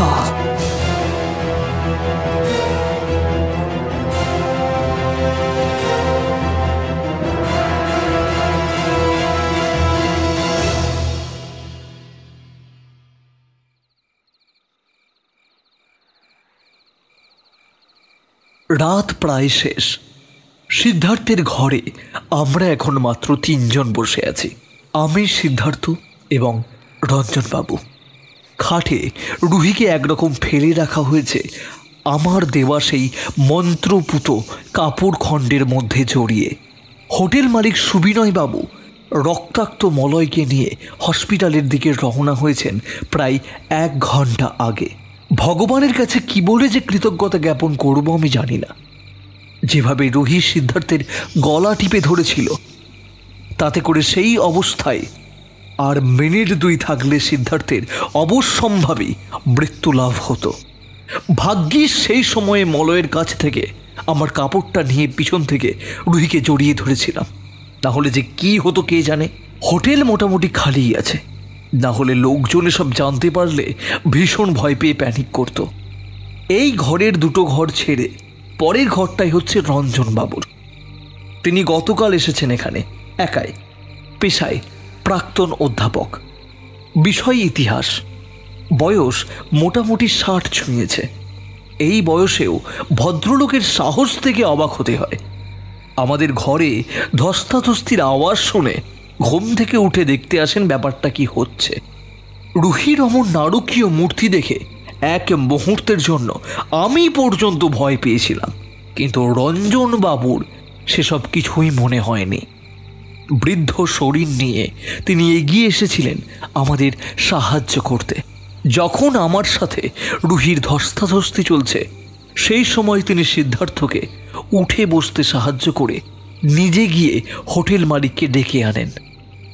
মালিক আস্তে আস্তে আমি রুহিকে পুরোপুরিভাবে বাগে এনে ফেলেছিলাম। তিনি আসার পর ঘরের উথাল পাথাল দৃশ্য দেখে অনেক কিছু বলতে যাচ্ছিলেন, তখনই তাকে থামিয়ে দিয়ে সিদ্ধার্থ অনুরোধ করল মলয়কে ইমিডিয়েটলি হসপিটালে অ্যাডমিট করার। মলয়ের যথেষ্ট পরিমাণে ব্লিডিং হয়েছে। সেই অবস্থায় হোটেলের আরও কয়েকজন স্টাফকে ডেকে ধরাধরি করে আমাদের গাড়িতে তুলে দিয়ে তাদের পাঠানো হয় সিটি হসপিটালে। চুরুটে আগুন ধরিয়ে রঞ্জনবাবু বললেন, 15টা বছর কলেজে ছাত্র পড়ালাম, যুক্তি বুদ্ধি দিয়ে সবকিছুকে যাচাই করে তবেই বিশ্বাস করলাম। কুসংস্কারের যার কাছে কোনো স্থান নেই সেই আমি কিনা আজ নিজের চোখে বিশ্বাস করতে পারছি না। সহস্রাক্ষ, ক্ষমা করো, তোমাকে নাম ধরে ডাকলাম বলে। বয়সও তো তুমি আমার থেকে অনেকটাই ছোট। আরে না না স্যার, এভাবে বলছেন কেন? আপনি গুরুজন মানুষ, আপনি অহেতুক ক্ষমা চেয়ে আমায় লজ্জা দেবেন না। বেশ, আচ্ছা, যদি কিছু মনে না করো তোমাকে একটা প্রশ্ন করতে পারি? জানি আপনি কি জানতে চাইছেন। তার উত্তরটা হলো, আপনি ঠিকই বুঝেছেন। Ruhi is possessed by an evil spirit. তার হাত থেকে রুহিকে মুক্তি দিতেই আমাদের এখানে আসা, কারণ সব কিছুর সূত্রপাত এই বিষ্ণুপুর থেকেই। ভেঙে বলতে গেলে মহাভারত হয়ে যাবে, তাই ছোট করেই বললাম। বলাটা একটু বেশি ছোট হয়ে গেল। যাই হোক, ব্যাপারটাকে তুমি কিভাবে হ্যান্ডেল করবে ভাবছো? সত্যি কথা বলতে কি স্যার, এই প্যারানর্মাল বিষয়টা এমনি না যে যুক্তি দিয়ে কিছু দেখানো বা বোঝানো তো যাবে না। বিশ্বাস করলে সত্যি, না হলে সবটাই ভাঙতা বলে মনে হবে। আমি যেহেতু কিছু বছর এটা নিয়ে একটু নাড়াঘাটা করছি, তাই আমি কয়েকটা থিওরির মধ্য দিয়ে কেস সলভ করার চেষ্টা করি। কিন্তু আপনাকে যদি বলি, আপনি কি এসবকে বিশ্বাস করতে পারবেন? আপনার হয়তো মনে হতেই পারে যে এই 21 শতাব্দীতে দাঁড়িয়ে আমার মতো একটা কম বয়সী ছেলে কি করে এরকম রাবিশ চিন্তা ভাবনা করতে পারে। তুমি মাথায় বড্ড চাপ নিয়ে ফেলেছো সহস্রাক্ষ। আমার প্রশ্ন ছিল তুমি কিভাবে এটাকে হ্যান্ডেল করবে। বিশ্বাস অবিশ্বাস তো আমার ওপর, তাই না? হ্যাঁ, সেটাও ঠিক। আচ্ছা, আসলে সিদ্ধার্থের থেকে আমি যতটা যা জানতে পেরেছি যে ওদের গতবার বিষ্ণুপুর থেকে ঘুরে যাওয়ার পর থেকেই নাকি রুহির মধ্যে পৈশাচিক ভাবগতিক লক্ষ্য করা যায়, যার চরম মাত্রার বিকাশ আজ আমরা সচক্ষে দেখছি। এই সমস্ত ক্ষেত্রে আমি যেটা প্রথমেই ভাবি যে এই পিছনের কারণটা কি। সবাই এফেক্ট নিউট্রিলাইজ করতে ব্যস্ত হয়ে পড়ে, কারণ কেউ ভেবে দেখে না। আমার কাছে সেটাই হয় ইনভেস্টিগেশনের প্রথম পয়েন্ট।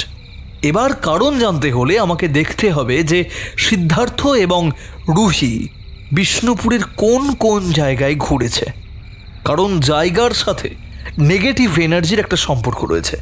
ঘুরতে যাওয়ার প্রশ্ন করলে সিদ্ধার্থ জানায় যে তারা মদনমোহন মন্দির, রাসমঞ্চ, জোরবাংলা মন্দির এবং নন্দলাল মন্দিরে গিয়েছিল ঘুরতে।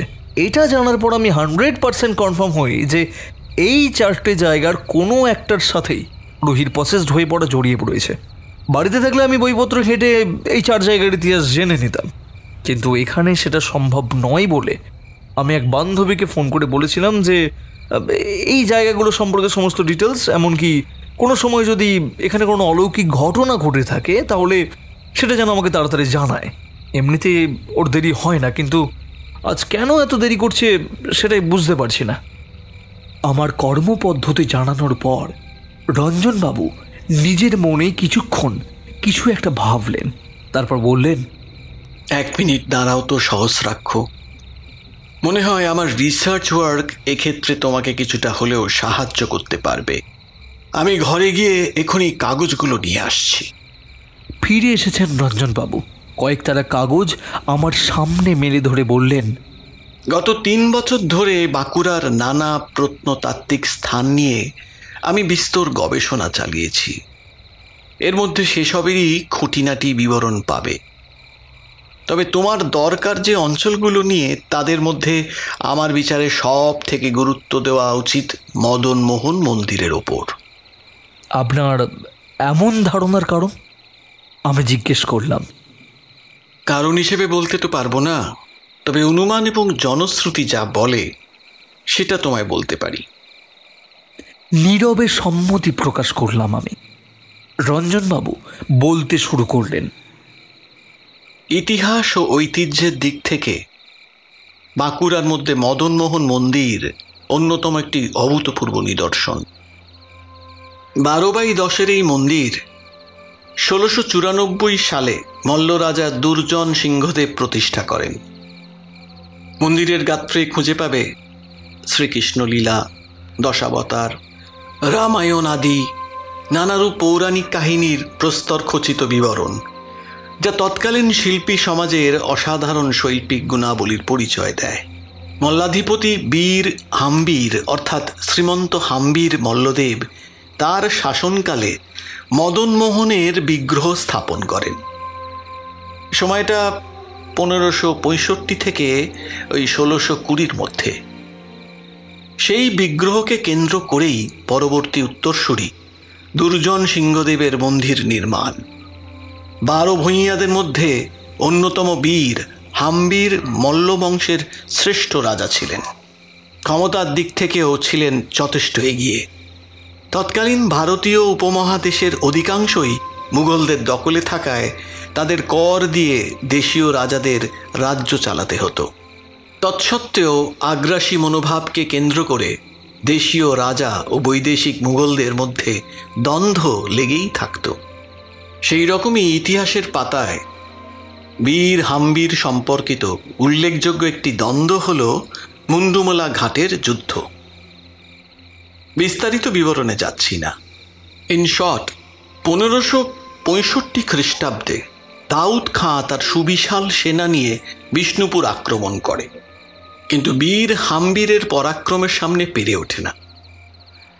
মল্ল সেনারা এই যুদ্ধে পাঠান সেনাদের হত্যা করে এবং যুদ্ধের শেষে তাদের মাথা কেটে হাম্বির মালা গেঁথে আরাধ্যা মা মৃন্ময়ীর চরণে অর্পণ করে, যার দরুন পরবর্তীতে হাম্বিরের সাথে বীর উপাধিটা যুক্ত হয়ে যায়। সুতরাং বুঝতেই পারছ, মল্লদের সাথে পাঠানদের বা বলা চলে বহিরাগতদের সম্পর্ক খুব একটা ভালো ছিল না। যদিও ঐতিহাসিকরা মনে করেন বীর হাম্বির মুঘলদের সাথে সুসম্পর্ক বজায় রাখতে সক্ষম হয়েছিলেন, যেহেতু তার সাথে আকবরের চেনাশোনা ছিল। এছাড়াও বীর হাম্বিরকে মল্লবংশের শ্রেষ্ঠ অধিপতি বলার অন্যতম বিশেষ কারণ হচ্ছে দলমর্দনের প্রতিষ্ঠা। দলমর্দন হচ্ছে একটি সুবিশাল কামান, যা বিশেষ করে শত্রু দমনকালে ব্যবহার করা হতো। সেই সময় দাঁড়িয়ে এটাকে তৈরি করতে খরচ হয়েছিল প্রায় 1.5 লক্ষ টাকার কাছাকাছি। আপনি মূল বিষয়ে আসুন রঞ্জনবাবু। বিষ্ণুপুরের ইতিহাস জানার মতো সময় আমাদের হাতে নেই। তোমরা আজকালকার ছেলেরা বড্ড অধৈর্য হয়ে পড়ো। আমি হয়তো কিছু বলছি না সহস্রাক্ষ, আগে পুরোটা শুনে নাও। রঞ্জনবাবুকে চাইলেই থামিয়ে দিতে পারতাম, কিন্তু আমার দ্বারা সেটা হলো না। প্রবীণ ভদ্রলোক পাছে অপমানিত বোধ করেন, সেই কারণেই অনিচ্ছা সত্ত্বেও তার তত্ত্বকথা শুনে যেতেই হলো। বীর হাম্বিরের শাসন চলাকালীন মুঘলদের সাথে তার সম্পর্ক বেশ গভীর হয়ে ওঠে। আকবরের সেনাপতি মান সিংহের ছেলে জগৎ সিংহকে একবার তিনি প্রাণে বাঁচিয়েছিলেন। 1590 সালে উত্তর উড়িষ্যার অধিপতি আফগান শাসক কতলু খান লোহানির সাথে যুদ্ধ বাঁধে জগৎ সিংহের। সেই যুদ্ধে চক্রান্তের মুখে পড়ে জগৎ সিংহের প্রাণ সংশয় ঘটার সম্ভাবনা দেখা দিলে বীর হাম্বির তাকে উদ্ধার করে বিষ্ণুপুরে নিয়ে আসেন। এছাড়াও একাধিক মহৎ কার্য তিনি করেছিলেন, যার দরুন দিক দিগন্তে তার খ্যাতি ছড়িয়ে পড়ে। হাম্বির তার এই প্রতিপত্তির জন্য আজীবন মদনমোহনের নাম গান করেছিলেন। তারপর তার পরবর্তী উত্তরসূরি ক্রমান্বয়ে ধারী হাম্বির মল্লদেব, রঘুনাথ সিংহদেব, বীর সিংহদেব, দুর্জন সিংহদেব, দ্বিতীয় রঘুনাথ সিংহদেবের হাত ধরে মল্লবংশের অগ্রগতির ত্বরান্বিত হয়েছিল। আশ্চর্য ঘটনাটা ঘটল ঠিক এরপর। বংশের 55তম রাজা গোপাল সিংহদেবের সময় শাসনতন্ত্রে সামান্য দুর্বলতা দেখা দিল। সেই সুযোগে মারাঠা দস্যুরা ভাস্কর পণ্ডিত নামের এক নেতার নেতৃত্বে রাজমহলে আক্রমণ করে বসল। সেই সময় সেনা প্রস্তুত ছিল না যুদ্ধের জন্য, কিন্তু তারাই অবশেষে জয়লাভ করল। কি করে? আমি প্রশ্ন করলাম। ভক্তির জোরে। যদিও এর কোনো ঐতিহাসিক প্রমাণ পাওয়া যায়নি, তবে কিংবদন্তি আছে সেই রাত্রে স্বয়ং মদন মোহন দলমর্দনের সাহায্যে একাই দস্যু সেনাদের বিনাশ ঘটিয়েছিলেন। তারপর থেকে মল্লবংশে মদনমোহনের পূজার্চনা অধিক মাত্রায় বৃদ্ধি পায়। এত দূর গেল ইতিহাস। এবার আসছি বিশেষ কিছু মিথের ওপর, যা আজও এই অঞ্চলে লোকমুখে শোনা যায়। এত দূর বলে রঞ্জনবাবু একটু থেমে জল খেয়ে গলা ঝেড়ে নিলেন। লক্ষ্য করলাম সিদ্ধার্থ উঠে গিয়ে অচেতন রহির পাশে বসে তার রক্তশূন্য মুখের দিকে ছলছল দৃষ্টিতে তাকিয়ে আছে। তার জন্য খুব খারাপ লাগলো আমার। এখানে আসার আগে সিদ্ধার্থকে কথা দিয়েছিলাম যে রুহিকে সুস্থ করে তবেই কলকাতায় ফিরব। জানি না সে কথার কতটা রাখতে পারবো। এতক্ষণ যা যা বললাম তা মনে না রাখলেও এইবারের ঘটনাগুলো একটু মন দিয়ে শোনো দুজনে, বিশেষ করে তুমি সহস্রা। কারণটা আশা করি বলতে হবে না। আপনি বলুন রঞ্জনবাবু, কারণ বুঝতে না পারলে আমি নিজেই জিজ্ঞাসা করে নেব। বেশ, তাহলে শোনো। গোপাল সিংহদেবের মৃত্যুর পর শাসক পদে আসীন হন চৈতন্য সিংহদেব। বংশের পতনের সূত্রপাত ঘটে তার আমল থেকেই। সেই সময় ভারতে ব্রিটিশ ইস্ট ইন্ডিয়া কোম্পানি ঢুকে গেছে। পলাশির যুদ্ধকে কেন্দ্র করে মোটামুটিভাবে ভারতে একচ্ছত্র অধিপতি হিসেবে তারাই শাসন করছে। একের পর এক দেশীয় রাজারা তাদের অধীনতা মানতে বাধ্য হচ্ছে। চৈতন্য সিংহ তাদের হাত থেকে নিস্তার পাননি। কোম্পানি নানা অছিলায় তার ওপর কর আরোপ করতে থাকে। এদিকে কোষাগারের অবস্থাও খারাপ। এমত অবস্থায় উপায়ন্তর না দেখে চৈতন্য ঠিক করলেন অন্তিম সম্বল হিসেবে মদন মোহনের বিগ্রহটিকেই তিনি বন্ধক রাখবেন। তার এই সিদ্ধান্তে সর্বপ্রথম অমত জানালেন কুলপুরোহিত রঘুনাথ ঠাকুর। এক রাতে মন্ত্রণা কক্ষে চৈতন্যকে নিয়ে গিয়ে তার সামনে তিনি উন্মোচন করলেন এক ভয়াল রহস্যের। মহারাজ, আপনি কি করতে চলেছেন জানেন? মদন মোহনকে বন্দুক রাখার মতো পাপ ভুলেও করবেন না। আপনি জানেন না তিনি আসার পর থেকেই এই মল্ল বংশের সুখ সমৃদ্ধি আলোর গতিতে বৃদ্ধি পেয়েছে। তার অনুপস্থিতিতে সেই সব তো যাবেই, তার সাথে বংশের বুকে নেমে আসবে চরম বিপত্তি। আপনার কথার অর্থ ঠিক বুঝলাম না কুলগুরু। না বোঝাটাই স্বাভাবিক মহারাজ। আসলে আপনাকে কখনো জানানোর প্রয়োজন হবে বলে ভাবিনি, তবে আজ সে ক্ষণ উপস্থিত। আপনারও জানা দরকার কোন ভয়াবহ রহস্য লুকিয়ে আছে মদন মোহনের বিগ্রহ তলে। স্পষ্টভাবে বলুন আপনি, অহেতুক রহস্যের জালকে আরো জটিল করে তুলবেন না। স্পষ্টভাবেই বলছি। তবে পূর্ববর্তী রাজা গোপাল সিংহের আমলে একদা মারাঠা দস্যুদের আক্রমণ হয়েছিল প্রাসাদে, আপনার মনে আছে নিশ্চয়ই। থাকবে না কেন? অবশ্যই আছে। সেই আক্রমণ থেকে স্বয়ং মদন আমাদের বংশকে রক্ষা করেছিলেন। ঠিক তাই, মুরলীধরের উপস্থিতি শত্রুদের পরাজয় ঘটিয়েছিল এবং সেই পরাজয় মেনে নিতে পারেনি আক্রমণের মূল মাথা ভাস্কর পণ্ডিত। রাজদণ্ড যে কোনো সময় তার উপরে নেমে আসতে পারে এই ভেবে সে তখনের মতো গা ঢাকা দেয় ঠিকই, তবে মনে মনে ক্ষোভ পুষতে থাকে প্রতিশোধ নেওয়ার তাগিদে। বিষ্ণুপুর থেকে 500 মাইল দূরের এক নিষিদ্ধ নগরীতে গিয়ে সে আশ্রয় নেয়। সেখানে সাধারণ মানুষের প্রবেশ নিষিদ্ধ ছিল, তবে ভাস্কর সেখানে প্রবেশ করেছিল অঘরীর ভেগ ধরে। 1 বছর থেকে সেখানকার এক উগ্র সন্ন্যাসিনীর সান্নিধ্য লাভ করে। তার থেকে মানবের ক্ষতি সাধনকারী নানা গুহ্য বিষয় সে রপ্ত করে। প্রয়োজন মতো শিক্ষা সম্পূর্ণ হলে সে ফিরে আসার সিদ্ধান্ত নেয়। তার চলে আসার আগের রাতে সন্ন্যাসিনী জানতে পারে তার আসল পরিচয়। তৎক্ষণাৎ সে ভাস্করকে হত্যা করতে উদ্যত হয়। ভাস্কর কিন্তু এতটুকু ত্রস্ত হয়ে পড়েনি সন্ন্যাসিনীর আচরণে, বরং দৃঢ় কণ্ঠে তার সেখানে আসার ও গুপ্তবিদ্যা শেখার আসল উদ্দেশ্য বর্ণনা করে। এতে করে সন্ন্যাসিনী শান্ত হয়। হত্যার পরিবর্তে ভাস্করকে সাহায্য করার প্রতিশ্রুতি দেয় সে। সেই রাতেই ভাস্করকে সাথে নিয়ে সন্ন্যাসিনী নীলাম্বরী অপদেবী কুষাঙ্গীর আরাধনায় ব্রতী হয়। সঙ্গমরত অবস্থায় নিজেদের শরীর ও আত্মাকে বিকিয়ে দেয় অপদেবীর চরণে।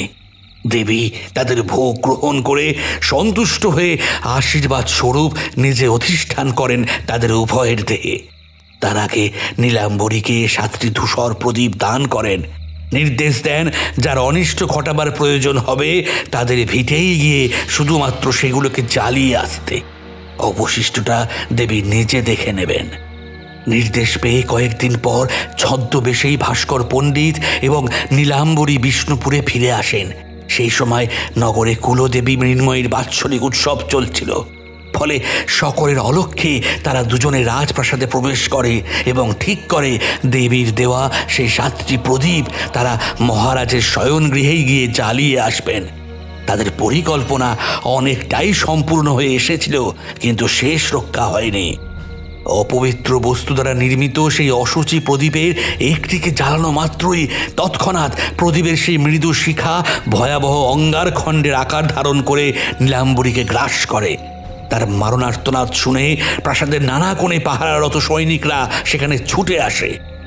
কিছু বুঝে ওঠার আগে ভয়াবহ আগুনে পুড়ে নীলাম্বরীর পার্থিব শরীরটা ভস্মে পরিণত হয় এবং ভাস্কর পণ্ডিতকে সৈনিকরা আটক করে মহারাজের সামনে হাজির করে। টেনে ছিঁড়ে নেওয়া হয় তার নকল বেশভূষক। সকলেই চিনতে পারে তাকে। সেই সময় আমিও সেখানে উপস্থিত ছিলাম। ভাস্করের গায়ে অঙ্কিত বিচিত্র সব প্রতীক চিহ্ন দেখে আমি বুঝতে পারি সে কোন ভয়াবহ শক্তিকে এই প্রাসাদে নিয়ে এসেছে। মহারাজ তো রাগে অগ্নিশর্মা হয়ে তৎক্ষণাৎ ভাস্করের প্রাণ নিতে তার তলোয়ার বের করেছিলেন। ঠিক সেই মুহূর্তে আকাশবাণী হয়, হে রাজন, এই দুরাচারীকে হত্যা করে নিজের সাথে এই মল্ল বংশের পতন ডেকে এনো না। পিশাচসিদ্ধ এই ব্যক্তি ইতিমধ্যেই নিজের আত্মাকে অপদেবী কুষাঙ্গীর চরণে অর্পণ করেছে। ফলে তুমি যদি এই মুহূর্তে একে হত্যা করো, এর আত্মা অধিক শক্তিধর প্রেতে পরিণত হয়ে এই রাজ্যে তাণ্ডব শুরু করবে। তাই আমার আদেশ যদি মানো, একে জীবিত অবস্থায় প্রভু মদন মোহনের বিগ্রহের নিচের জমি খনন করে জীবন্ত সমাধিস্থ করো। প্রভুর শক্তির জোরে এ কোনোভাবেই নিজের অশুভ শক্তির বহিঃপ্রকাশ ঘটাতে পারবে না। আকাশবাণীর নির্দেশ মেনে মহারাজ সেই মুহূর্তেই সৈনিকদের ডেকে মদন মোহনের মূর্তি সরিয়ে সেই স্থানে বিশাল এক গর্ত করে তার মধ্যে ভাস্করকে হাত পা বেঁধে ফেলে দেন। তারপর তাকে মাটি চাপা দিয়ে নতুন করে বেদি প্রস্তুত করান এবং পূর্ণিমা তিথিতে মোহনের বিশেষ পূজার ব্যবস্থা করেন। আপনার বলাই বিস্তরণ বিবরণের অল্প বিস্তর আমার জানা ছিল, তবে সেসবকে আমি নিছকই কল্পনা বলে মনে করতাম। হায় ঈশ্বর, কত বড় ভুল করতে যাচ্ছিলাম আমি। অজান্তে যদি মোহনের বিগ্রহকে স্থানচ্যুত করতাম তাহলে কি সর্বনাশটাই না হতো। কিন্তু কুলগুরু, এখন আমি কি করব? বিগ্রহ ব্যতীত দ্বিতীয় কোনো বস্তু যে আমার কাছে নেই, যার বিনিময়ে বিপুল অর্থ লাভ করে আমি ব্রিটিশদের কর শোধ করতে পারবো। নিজেকে সম্পূর্ণ অসহায় বলে মনে হচ্ছে আমার। মৃত্যু ছাড়া আর কোনো পথ চোখে পড়ছে না। নয় অভিশাপের দরুন মরতে হবে, আর না হলে বিদেশিদের হাতে। আপনি শান্ত হন মহারাজ। উপায় যে নেই তা নয়, তবে সেই উপায় অবলম্বন করলে আমাদের চিরতরে মোহনের গর্ভগৃহকে ত্যাগ করতে হবে। একটি বিশেষ উপাচার করে আমি চিরকালের মতো মন্দিরের গর্ভগৃহকে বেঁধে দেব। মোহনের অনুপস্থিতিতে আমার সেই উপাচার প্রেতরূপী ভাস্করকে আটকে রাখবে। তবে মাথায় রাখবেন মহারাজ, একবার গর্ভগৃহের দরজা বন্ধ করে দেওয়ার পর আর কোনো দিনও যেন সেটিকে খোলা না হয়। একেতেই প্রতিশোধের তাড়নায় ভাস্কর ছটফট করছে, তার উপর তাকে জীবন্ত সমাধি দেওয়ার দরুন তার প্রতিশোধ স্পৃহা বেড়ে গিয়েছে কয়েকশো গুণ। সুতরাং একবার সে মুক্ত হলে আগত ভবিষ্যতে তাণ্ডব শুরু করবে, এবং যার মাধ্যমে তার মুক্তি লাভ ঘটবে সর্বপ্রথম তাকে সমূলে ধ্বংস করবে মাত্র 15 দিনের মধ্যে। এইবার হয়তো তুমি তোমার সমস্ত প্রশ্নের উত্তর পেয়ে গেছো সহস্রাক্ষ। এই বলে রঞ্জনবাবু ভাবার্থক দৃষ্টিতে আমার দিকে তাকালেন। কপালে ফুটে ওঠা বিন্দু বিন্দু ঘাম একত্রিত হয়ে কখন যে আমার কপাল বেয়ে চোখের কোণে নেমে এসেছে বুঝতেই পারিনি। বিহবলতার ঘোর যেন চেয়েও কাটাতে পারছি না। নিঃশব্দে আমার চোখ চলে গেল সিদ্ধার্থের দিকে। তার মুখেও ভয়ের স্পষ্ট ছাপ ফুটে উঠেছে। কিছু সময় পর স্তব্ধতার প্রহর কাটিয়ে আমি বলে উঠলাম, সমস্ত বিষয়টা এখন আমার কাছে দিনের আলোর মতো পরিষ্কার হয়ে গেছে রঞ্জনবাবু। এইবার বুঝতে পারছি কাল রাতে হোটেলে ঢোকার আগে কেন রুহি আগের মতো স্বাভাবিক হয়ে উঠেছিল, কিংবা মাঝরাতে যখন সে সিদ্ধার্থের উপর ঝাঁপিয়ে পড়ে তখন কেন তাকে সিদ্ধার্থ না বলে রঘুনাথ ঠাকুর বলে ডাকছিল। আসলে রুহি কখনোই ঠিক হয়নি। ওর মধ্যে থাকা ভাস্কর পণ্ডিতের অতৃপ্ত আত্মা ছলে বলে চেষ্টা করছিল বিষ্ণুপুরে আসতে, কারণ এই স্থানেই তার শক্তি সর্বাধিকভাবে বিকশিত হতে পারত। সেই জন্যই আমার দেওয়া পবিত্র কাপড়ের প্রভাব থেকে সে মুক্ত হতে পেরেছিল এবং সিদ্ধার্থকে রঘুনাথ ঠাকুর মনে করে আক্রমণ করেছিল। কারণ চৈতন্যদেব যখন মদন মোহনের বিগ্রহকে স্থানচ্যুত করেন সেই সময় রঘুনাথ ঠাকুরই দ্বিতীয়বারের মতো ভাস্করকে তার অন্ধকূপের মধ্যে বন্দি থাকতে বাধ্য করেন। এক্স্যাক্টলি সহস্রাক্ষ, ঠিক ধরেছ তুমি। ভাগ্যিস রিসার্চ ওয়ার্ক করার সময় এই মিথটাকেও নোট ডাউন করেছিলাম। সময় আসতে সেটাই বাস্তবের দুনিয়ায় কার্যকরী হচ্ছে। আপনাকে অসংখ্য ধন্যবাদ রঞ্জনবাবু। সঠিক সময় ভগবানের দূত হয়ে আপনি আমাদের সাহায্য করেছেন। আপনার এই উপকার আমি কোনোদিনও ভুলতে পারবো না রঞ্জনবাবু। ও মাই বয়, আমার কাছে হাত জোর করো না। তুমি আমার ছেলের বয়সী, আমার খারাপ লাগবে। যে কাজে তুমি নেমেছ, আচ্ছা সাহসী মানুষ তার থেকে 10 হাত দূরে থাকে। যুক্তি বুদ্ধি দিয়ে পরিচালিত এই সমাজ, যারা একটা অংশ আমি নিজে, আমরা মনে করি আমরা যেটা দেখতে পাই সেটাই সত্যি, তার বাইরে সব ভুল, সব মিথ্যে। কিন্তু সেটা যে আদতে ঠিক নয় তার প্রমাণ আজ আমি পেলাম। এই কর্মযজ্ঞে সফল হও বাবা। তোমার উপর ভরসা করে আছে দুটো মানুষ, একজন মৃত্যুর সাথে লড়াই করছে, আরেকজন নিজের মনের সাথে। তাদের একসাথে নিয়ে মুখোমুখি হও প্রাচীন অভিশাপের। ভয় পেও না, মদন মোহন তোমাদের সাথেই আছে। আচ্ছা, এখনকার মতো আমি চলি, 7টা বাজতে চলল। আমার আবার 7:45 ট্রেন আছে। Okay young man, best of luck. Table থেকে নিজের সমস্ত কাগজপত্র গুছিয়ে নিয়ে ভদ্রলোক নিঃশব্দে বেরিয়ে গেলেন।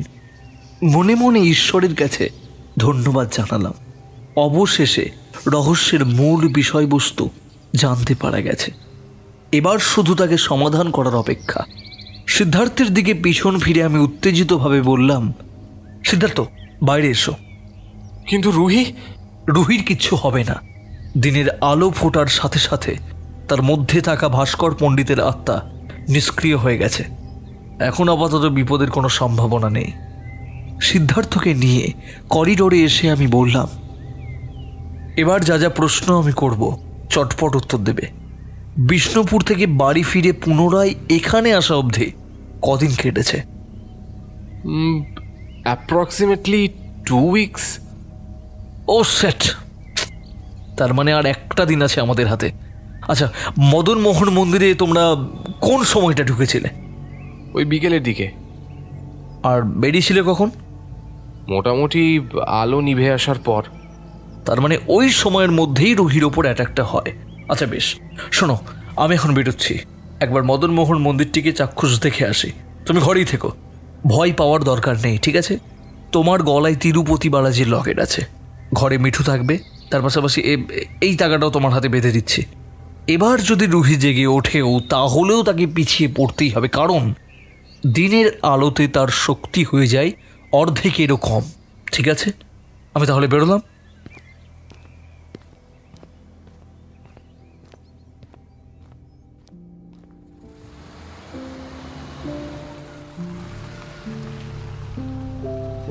মদন মোহন মন্দিরের সামনে যখন পৌঁছালাম তখন দেখলাম সেখানে ট্যুরিস্টদের বদলে আর্কিটেক্টদের ভিড় জমেছে। ব্যাপারটা মগজাস্ত হলো না। গাড়ি থেকে নেমে এগিয়ে গিয়ে একজন কর্মচারীকে জিজ্ঞেস করলাম, দাদা, মন্দির কি এখন বন্ধ আছে? না দাদা, পুরো মন্দিরটা ঠিক বন্ধ নেই, শুধুমাত্র এই গর্ভগৃহের পোর্শনটা ছাড়া। আসলে সপ্তাহ দুয়েক আগে আচমকাই সেখানে ছাদটা ভেঙে পড়েছে। বহু বছরের পুরনো কিনা, তাই ওই জায়গাটাকে আর কি সিল করে দেওয়া হয়েছে। ট্যুরিস্টদের আসবার সময়টাও একটু পিছিয়ে দেওয়া হয়েছে। আগে ছিল সকাল 7টা থেকে সন্ধ্যা 6টা অবধি, এখন সেটা সকাল 10টা থেকে বিকেল 4টে অবধি হয়েছে। আসলে ইদানিং রোজই আমরা এসে একবার করে মন্দিরটাকে পরিদর্শন করে যাই। বলা তো যায় না, এমন কোনো অংশ হয়তো চোখে পড়ে গেল যেটা কিনা ধসে পড়তে পারে। এখন তো সবে 9টা বাজে, তার মানে মন্দিরে ঢুকতে গেলে এখনো আমায় 1 ঘন্টা অপেক্ষা করতে হবে, তাই তো? Yes sir. আমি সেখান থেকে সরে এসে গাড়িতে উঠে সামনের একটা খোলা জায়গায় পার্ক করলাম। বিশাল বড় বটগাছের ছায়া পড়েছে একটা অংশ জুড়ে।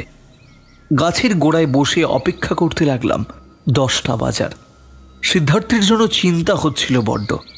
ছেলেটাকে একা রেখে এসেছি, বলে তো এলাম যে কিছু হবে না, কিন্তু আমার নিজের কথার উপর ঠিক ভরসা হলো না।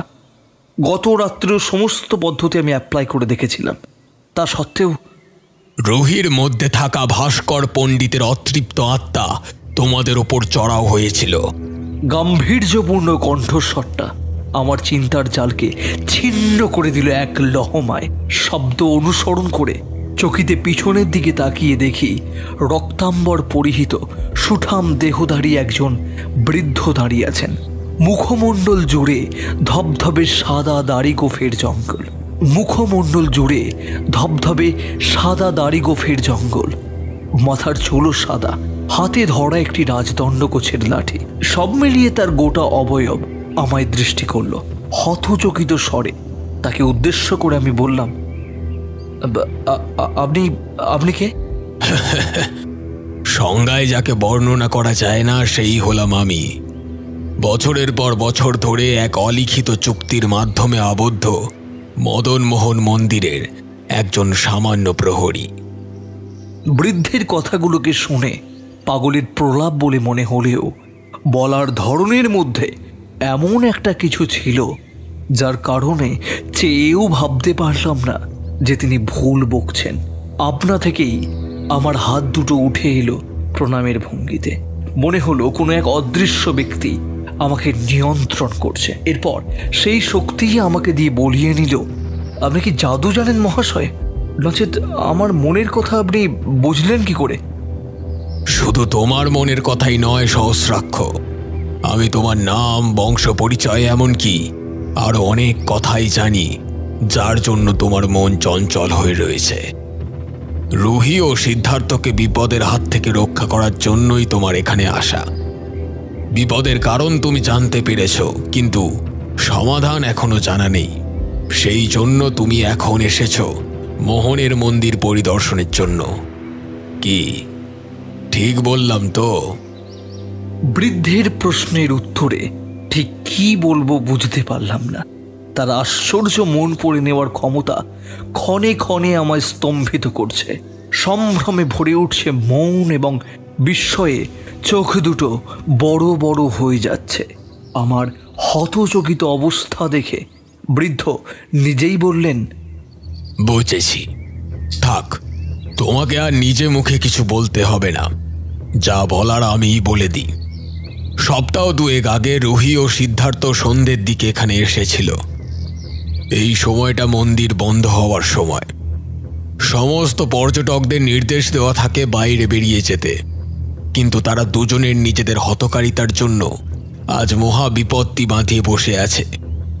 সোজা পথে প্রবেশের অনুমতি না পেলে তারা ছলনা করে নিয়ম অমান্য করে মন্দিরে ঢুকে পড়ে। আমি মূলত গর্ভগৃহের সামনে পাহারায় থাকি। চুপি সারে তারা ঢুকে তো পড়ে কাউকে কিছু বুঝতে না দিয়ে, কিন্তু আমার চোখে ধরা পড়ে যায়।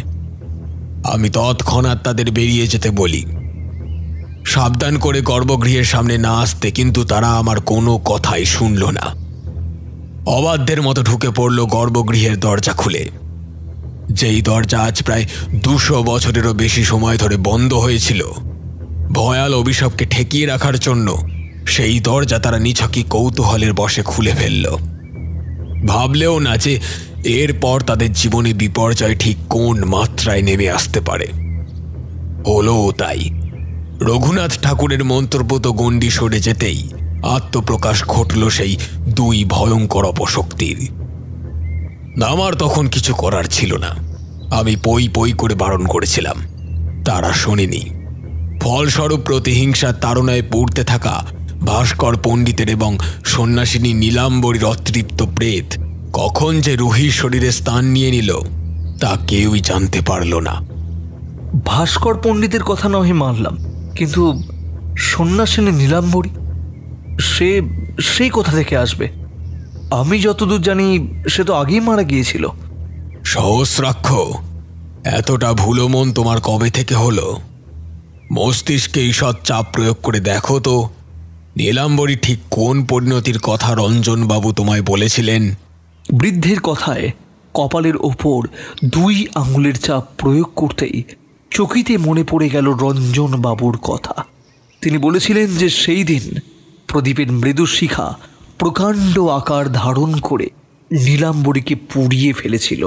কিন্তু তার আগে তিনি এও বলেছিলেন যে নীলাম্বরী ও ভাস্কর নিজেদের আত্মা অর্পণ করেছিলেন অপদেবী কুষাঙ্গীর উদ্দেশ্যে। এবার আশা করি বুঝতে পারছো কেন আমি ভাস্করের পাশাপাশি নীলাম্বরীর প্রসঙ্গ উল্লেখ করলাম। যাই হোক, বিপদ যখন ঘটে গেছে তখন আর ভেবে লাভ নেই। তোমায় আমি এর প্রতিকার বলে দিয়ে যাচ্ছি, না হলে তোমার পক্ষে পরের পদক্ষেপ ফেলা সম্ভব হবে না। ইতিহাসের পাতায় এর বর্ণনা নেই। মানব সমাজ এই ঘটনাকে নিছকই গল্প কথার রূপেই ভেবে এসেছে, তাই ইতিহাসে এগুলো অর্থহীন। তাও সভ্যতার কথা ভেবে কখনো কখনো পরমেশ্বর আমাদের মতো কিছু জনকে বেছে নেন যারা আগত ভবিষ্যৎকে পথ দেখাতে পারবে। তেমনি তোমাকেও আমি পথ দেখাবো, মন দিয়ে শোনো।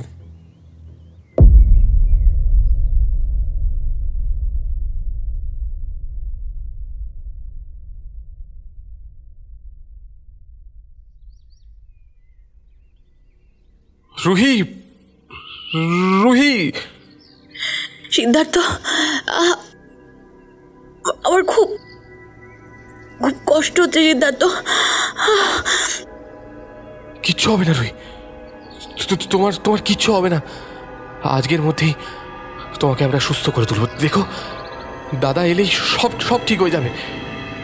ঠিক হয়ে যাব বলছো? কি জানি, আমি তো সব আশা ছেড়েই দিয়েছি। এখন আফসোস হচ্ছে এই ভেবে, কেন সেদিন আমরা ওই বৃদ্ধ মানুষটার কথা না শুনে মন্দিরের গর্ভগৃহের দরজা খুললাম। তারপর থেকেই তো যত বিপত্তি শুরু হলো। আর ওরা ওরা ওরা ওরা দুজনে আমার মধ্যে কখন ঢুকে পড়েছে আমি বুঝতেই পারলাম না। আর দেখো, এখন ওদের কারণে আমি নিজের অজ্ঞানে তোমাদের সকলকে দুঃখ দিচ্ছি, কষ্ট দিচ্ছি। আমি বলি কি তুমি আমায় মেরে ফেলো সিদ্ধার্থ, তুমি আমায় মেরে ফেলো। এ কি রুহি, এ কি? তুমি কেঁদো না লক্ষ্মী, তুমি প্লিজ কেঁদো না। কিচ্ছু হবে না তোমার। একবার ভুল করেছি, এবার আর তা হবে না। প্লিজ তুমি কেঁদো না। তোমাকে সুস্থ করে তবে আমি বাড়ি ফিরবো, কথা দিয়ে এসেছি। সেই কথার দাম রাখতে যদি পিশাচের সাথেও লড়ে যেতে হয় আমি আমি আমি তাই সই, কিন্তু এবার আর পিছু পা আমি হব না। সিদ্ধার্থ, এই যে তুমি এখন আমায় জড়িয়ে ধরে বসে আছো, আমি কি ভালোটাই না লাগছে। মনে হচ্ছে আমার কিচ্ছু হয়নি, তোমার সংস্পর্শে শরীরের সব ক্লান্তি ধুয়ে মুছে যাচ্ছে। কিন্তু রাত নামলেই আমার ভয় করে, আমার আর কিছু মনে থাকে না, চোখের সামনেটা ধীরে ধীরে অন্ধকার হয়ে যায়। থাক রুহি, থাক, আর কিচ্ছু বলতে হবে না। তোমার কষ্ট হচ্ছে আমি বুঝতে পারছি। তুমি একটু চুপ করে বসো তো। তুমি আমার বুকে মাথা রেখে বসো, আমার বুকে মাথা রেখে বসো। আমি তোমার মাথায় হাত বুলিয়ে দিচ্ছি। এই দেখো আবার ফোনটা বাজছে। রুই 1 সেকেন্ড। হ্যালো হ্যালো সিদ্ধার্থ, আমি সুবিনয় আঙ্কেল বলছি। হ্যাঁ বলো আঙ্কেল। বলছি যে বাবা হসপিটাল থেকে ফোন করেছিল, মলয়কে ডিসচার্জ করা হবে, কাউকে যেতে বলছে ওরা। এখন আমি তো একটা কাজে একটু বাইরে যাচ্ছি শহরের, তাই বলছিলাম কি তুমি কি একটু। ঠিক আছে আঙ্কেল, এই তুমি যাও কাজে, আমি হসপিটালে যাচ্ছি। রুই, মলয়কে আনতে যাচ্ছি হসপিটাল থেকে, সবে 2টো বাজে, সন্ধে হওয়ার আগে আমি চলে আসবো। বাইরে থেকে তালা মেরে যাচ্ছি, একজনকে রেখেও যাচ্ছি বাইরে, যদি কোনো দরকার বা অসুবিধা হয় তাহলে ওকে জানিও। তাড়াতাড়ি ফিরে এসো সিদ্ধার্থ, কেন জানি না আমার আবার ভয় লাগছে। আমার এবার ভয়ের মাত্রাটা বড্ড বেশি, যেন ওরা আমায় নিজেদের সাথে। চুপ, আর একটাও কথা না, শুয়ে পড়ো। কেউ তোমাকে কোথাও নিয়ে যেতে পারবে না। আচ্ছা আমি বেরোলাম। সাবধানে যেও।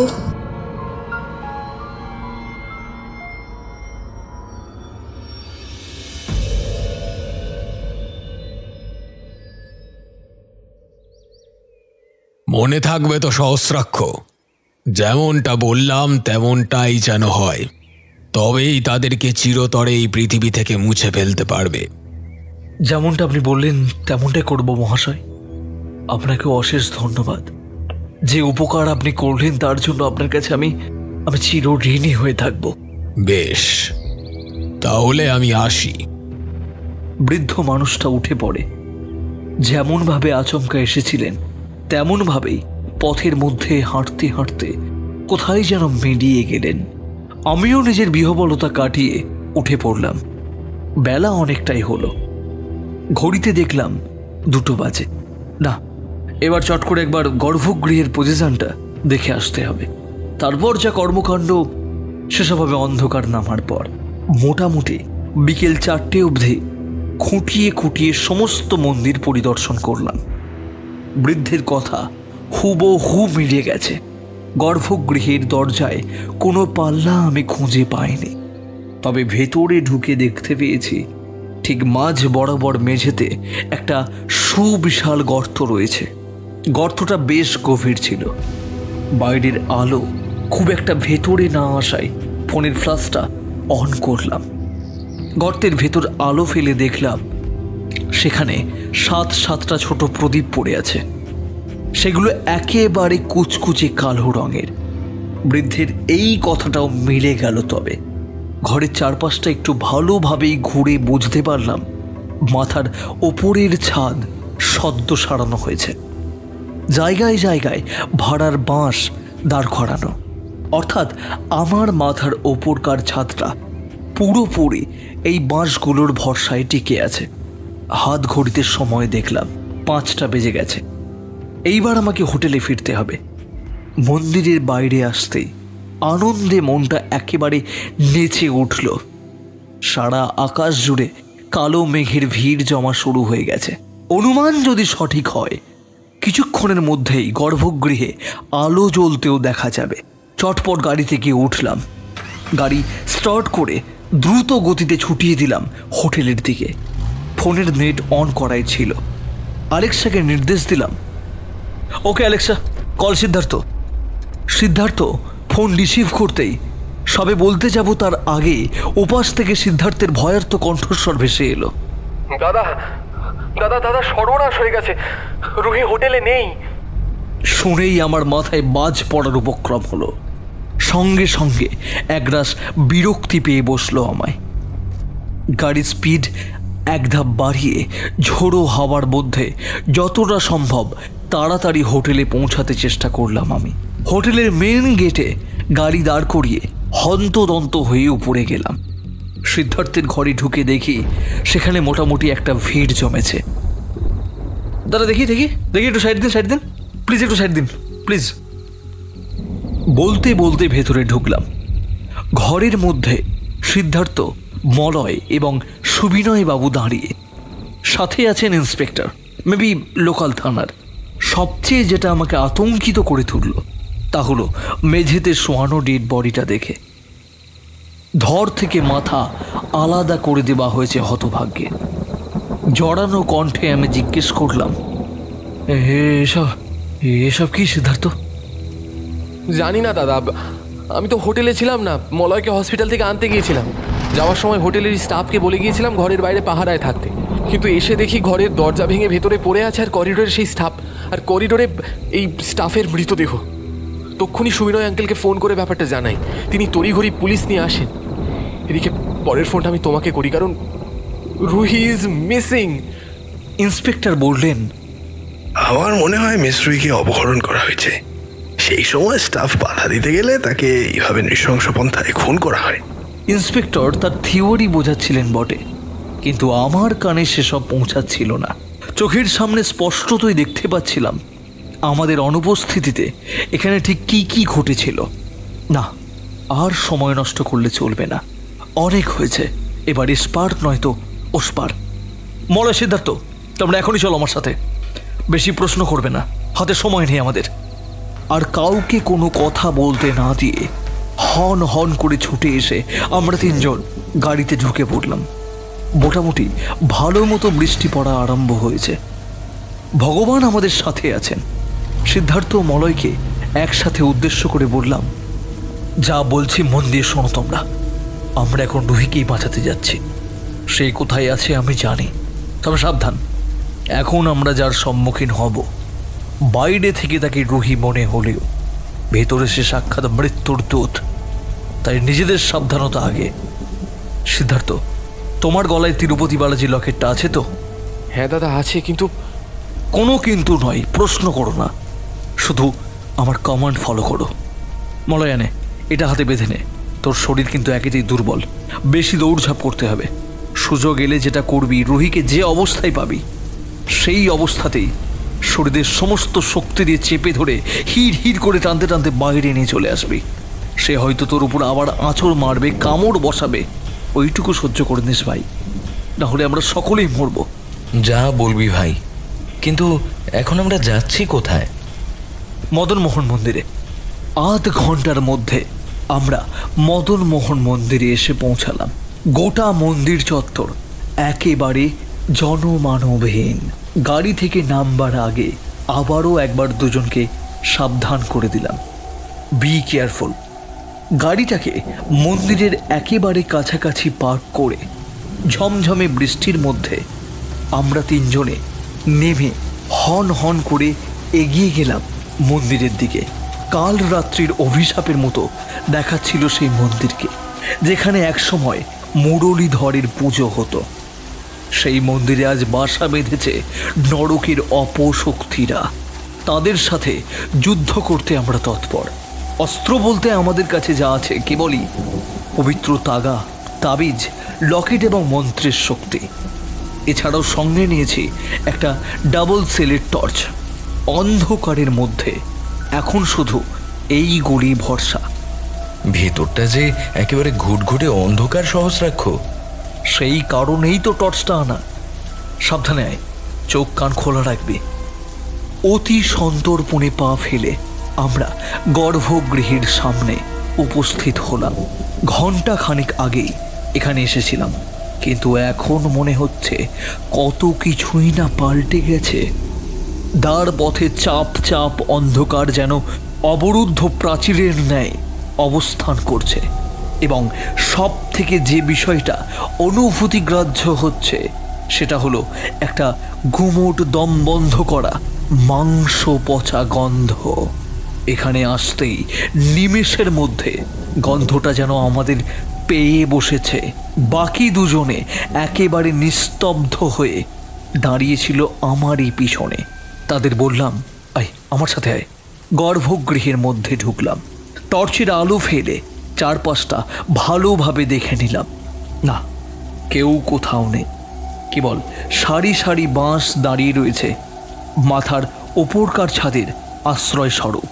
ঘরের মাঝামাঝি এলাম, কিন্তু সেই বিশাল গর্তটা চোখে পড়ল না, যার মধ্যে সেই 7টা প্রদীপ জ্বলার কথা। ভালো করে ভাবলাম একবার, ঠিক জায়গাতে এসেছি তো।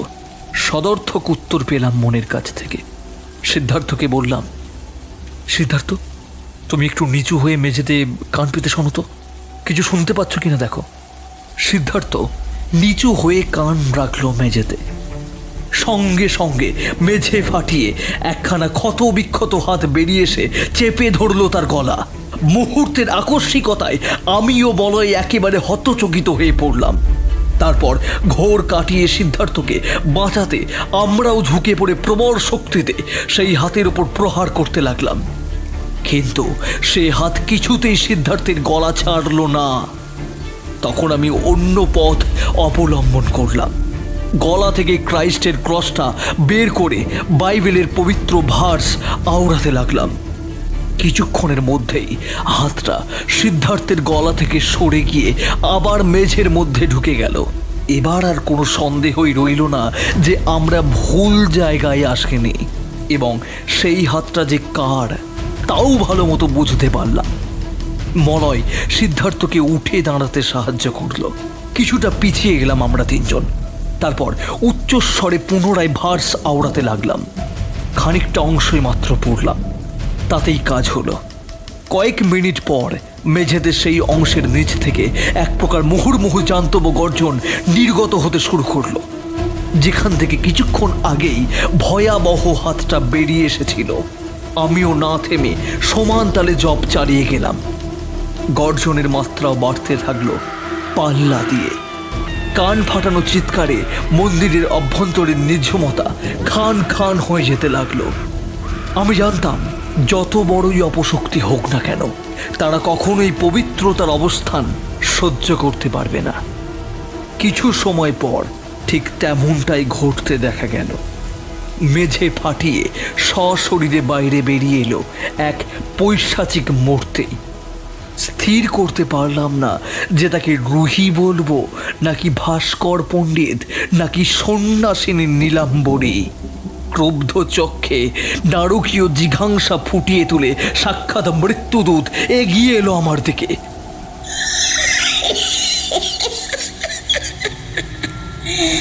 বারণ করেছিলাম, তোকে বারণ করেছিলাম আমার পথে বাধা হয়ে না দাঁড়াতে। শুনলি না তো আমার কথা? আমার কথা শুনলি না? হ্যাঁ,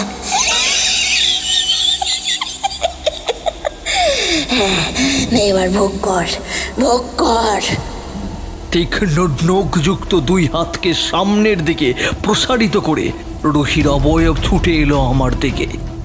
নিজের জায়গায় অবিচলভাবে দাঁড়িয়ে থাকা অবস্থায় আমি ইশারা করলাম সিদ্ধার্থকে। তৎক্ষণাৎ সে এগিয়ে এসে রুহির পথ আটকে দাঁড়ালো, কিন্তু লাভের লাভ কিছুই হলো না। রুহির এক ধাক্কায় সে ছিটকে গিয়ে পড়লো গর্তের মধ্যে। তারপর এগিয়ে এসে চেপে ধরলো আমার গলা। শ্বাসরুদ্ধ হলো আমার। তাও যতটা সম্ভব পারা যায় ভার্সের কথাগুলো না থেমে উচ্চারণ করে চললাম। তুচ্ছ মানব, প্রথমেই তোকে বলেছিলাম আমার শত্রুতা কেবল ওই রঘুনাথ ঠাকুরের সাথে। গত জন্মের প্রতিশোধ আমার নেওয়া হয়নি কেবল ওর কারণে, তাই ওকে শেষ করা না অবধি আমি ক্ষান্ত হব না। কিন্তু না, তোকে মাঝখানে আসতে হবে, তাহলে তার প্রতিদানও দে। বলেই রুহি আমাকে শূন্যে চাগিয়ে ধরে আমার মাথাটা বারবার ঠুকে দিতে লাগলো ঘরের মধ্যে দাঁড় করানো বাঁশগুলোতে। ক্রমাগত আঘাতের দরুন মনে হলো এই বুঝি আমার মাথাটা ফেটে গেল। সে যতবার আমাকে বাঁশগুলোর ওপর আছাড় মারতে থাকে, ততবারই একটা একটা করে বাঁশগুলো ব্যালেন্স হারিয়ে পড়ে যেতে থাকে, কখনো বা ভেঙে যেতে থাকে। আমার দম প্রায় আটকে আসে। তাও মন এই ভেবে শান্ত হয়ে যায় যে রুহির মধ্যে থাকা ভাস্কর পণ্ডিতের অতৃপ্ত আত্মা অহংকারের বশবর্তী হয়ে নিজের মৃত্যু নিজেই ডেকে আনার তোড়জোড় করছে। অবশেষে আমার শরীর যখন একেবারেই নিস্তেজ হয়ে পড়ে, তখন সিদ্ধার্থের পাশে আমাকেও সে ছুঁড়ে ফেলে দেয়। নষ্টের মূলকে শেষ করলাম, এবার তোদের কে বাঁচাবে?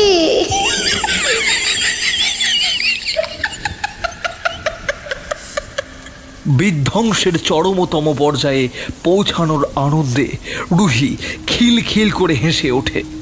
সেই দেখে এইবার আমার মনের ভেতরটা আতঙ্কে কুঁকড়ে ওঠে, দুষতে থাকে অদৃষ্টকে। তাহলে কি যে পরিকল্পনা মাফিক আমি এগোচ্ছিলাম সেটা কি আর সম্পূর্ণ হলো না? সেটা না হলে যে সমস্ত পরিশ্রম ব্যর্থ হয়ে যাবে। না না না, এ হতে দেওয়া যাবে না। যে করেই হোক গর্তের মধ্যে জ্বলতে থাকা এই 7টি প্রদীপের ক্ষীণ শিখাকে নেবাতেই হবে। অতি কষ্টে শরীরের অন্তিম শক্তিকে একত্রিত করে কোনো রকমের সিদ্ধার্থকে নিয়ে আমি গর্তের বাইরে বেরোলাম। তৎক্ষণাৎ চোখে পড়ল পৈশাচিক অবয়ব এক পা করে এগিয়ে আসছে দুর্বল মলয়ের দিকে। একবার গুরুতর আহত হওয়ার পর পুনরায় সেই বিভীষিকার সম্মুখীন হওয়ায় মলয়ের গোটা শরীর থর থর করে কাঁপছে। এই সবটাই দৃশ্যমান হওয়ার কারণ গর্তের মধ্যে জ্বলতে থাকা সেই 7টি প্রদীপ। কি উপায়ে সেই ক্ষীণ শিখার আলোতে সমগ্র গর্ভগৃহের ভেতরটা এক আবঝা সবুজাব আলোয় ভরে উঠেছে আমি জানি না। তবে যে করেই হোক মলয়কে আমাদের বাঁচাতেই হবে। বাহ্যিক জ্ঞান ভুলে গিয়ে সিদ্ধার্থকে সাথে করে আমরা তেড়ে গেলাম রুহির দিকে। সে কিছু বুঝে উঠবার আগেই এক ধাক্কা মেরে তাকেও মলয়কে গর্ভগৃহের বাইরে বের করে দিলাম। ঠিক সেই সময় গর্ভগৃহের ছাদের উপর কড়াত করে বাজ পড়ল। বাজের প্রভাবে আশ্রয়হীন দুর্বল ছাদ সশব্দে ভেঙে পড়ল এবং মুষলধারে বৃষ্টির জল সোজা নেমে এলো গর্তের মধ্যে। চোখের নিমেষে সবকটি প্রদীপ নিভে যেতেই অস্বাভাবিকভাবে কাঁপতে শুরু করলো রুহির সারা শরীর। আমরা বিস্ময়ে স্তম্ভিত হয়ে দেখলাম তার মুখের ভেতর থেকে সবুজাব বর্ণের এক ধোঁয়ার কুণ্ডলী বেরিয়ে এসে পাক খেতে খেতে সেই গর্তের মধ্যে মিলিয়ে গেল। ইয়েস ইয়েস ইয়েস ইয়েস, পেরেছি পেরেছি, হ্যাঁ হ্যাঁ হ্যাঁ সিদ্ধার্থ, আমরা পেরেছি। আমাদের রুহিকে ওই অপশক্তিদের হাত থেকে মুক্ত করতে পেরেছি। তোমাদের আর কোনো ভয় নেই, ওরা আর তোমাদের কোনো ক্ষতি করতে পারবে না। প্রাচীন অভিশাপের মূলে আঘাত পড়েছে, বিষ বৃক্ষ বেড়ে ওঠার কোনো সম্ভাবনাই রইল না। ধন্যবাদ সিদ্ধার্থদা, ধন্যবাদ। আজ তোমার জন্য আমি আমার ভালোবাসাকে বাঁচাতে পারলাম। এই উপকার আমি কোনোদিন ভুলব না। আনন্দে আত্মহারা সিদ্ধার্থ কাদা মাখা অবস্থাতেই আমাকে জড়িয়ে ধরল। আমিও তার মাথায় সস্নেহে হাত বুড়িয়ে দিলাম। অশ্রান্ত বাড়িধারার কোমল স্পর্শে কিছুক্ষণ বাদে রুহিরও জ্ঞান ফিরে এলো। সে তখন এমনভাবে তাকিয়ে থাকলো সিদ্ধার্থের দিকে যেন সে এতদিনের এতগুলো ঘটনার কিছুই জানে না। সদ্যজাত সন্তান যেভাবে তার জন্মদাত্রীর চোখের সাথে চোখ রেখে অপলক দৃষ্টিতে তাকিয়ে থাকে, রুহিকে দেখে তখন আমার ঠিক সেই রকমই মনে হচ্ছিল।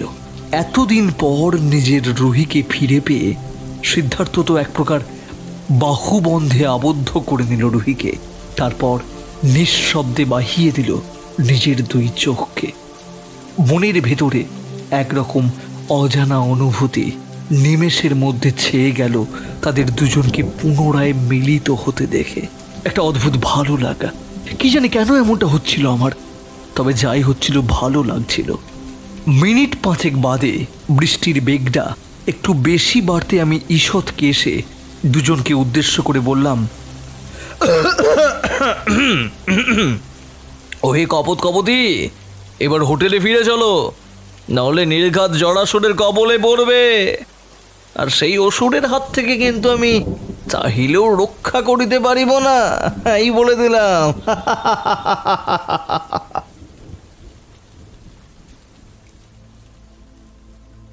মোটের ওপর সেই রাতের পর কেটে গেছে আজ প্রায় 3 বছর। রুহি ও সিদ্ধার্থ বিয়ে করে এখন রাশিয়ায় সেটেলড। মাঝে মাঝে ফোন করে খবর নেই। সিদ্ধার্থ জানিয়েছে রুহির মধ্যে আর কোনো সমস্যা দেখা দেয়নি। প্রতিবার ফোন রাখার আগে একবার করে সে আমায় ধন্যবাদ জানায়। আমি জাস্ট একটু হেসে ফোনটা রেখে দিই। তারা হয়তো আজও ভাবে যে আমার কারণেই তারা আজ বেঁচে আছে। আদতে সত্যিটা যে সম্পূর্ণ আলাদা তা আজ না বললেই নয়। ভয় পেতে হবে না। আবার নতুন করে কোনো গল্প আমি শুরু করব না, চাপ নেই। এই 3 বছরে আরো কয়েকটা বিচিত্র অভিজ্ঞতার সম্মুখীন হতে হয়েছে আমাকে। ভেবেছিলাম সেগুলোকে লিপিবদ্ধ করে একটা বই বার করব। কত বছর থেকে লেখালেখি করে একের পর এক পাবলিশারকে পাঠিয়েছি। অবশেষে সুখময় পাবলিশার্স থেকে আসন্ন বই মেলায় আমার লেখা একক সংকলন আসতে চলেছে।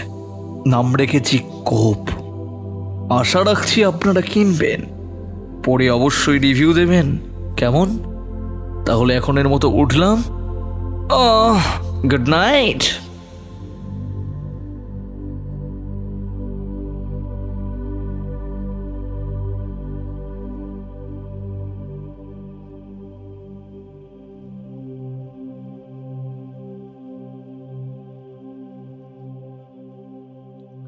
তাহলে শেষ হলো আমাদের আজকের বিশেষ নিবেদন।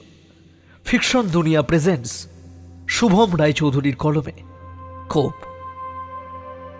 আজকে কথকের চরিত্রে ছিল ময়ূখ, রুহির চরিত্রে রূপা, শিরের চরিত্রে সায়ন্তন, শিরের বাবার চরিত্রে প্রদীপ্ত, রুহির বাবা ও মলয়ের চরিত্রে অভিক, রুহির মায়ের চরিত্রে দুর্বা, শিরের মায়ের চরিত্রে দিশারি, সহস্রাক্ষের চরিত্রে আমি দিব্যেন্দু, রঞ্জনবাবুর চরিত্রে দেব, মালতীর চরিত্রে প্রীতি, কুলপুরোহিত রঘুনাথের চরিত্রে সৌরভ, মন্দিরের কর্মচারীর চরিত্রে শ্রীরূপ, মহারাজ চৈতন্য ও ইন্সপেক্টরের চরিত্রে বৈশম্পায়ন, মন্দিরের প্রহরীর চরিত্রে সায়ন, সুবিনয় বাবুর চরিত্রে দেবাঞ্জন, আকাশবাণীর চরিত্রে সূর্য।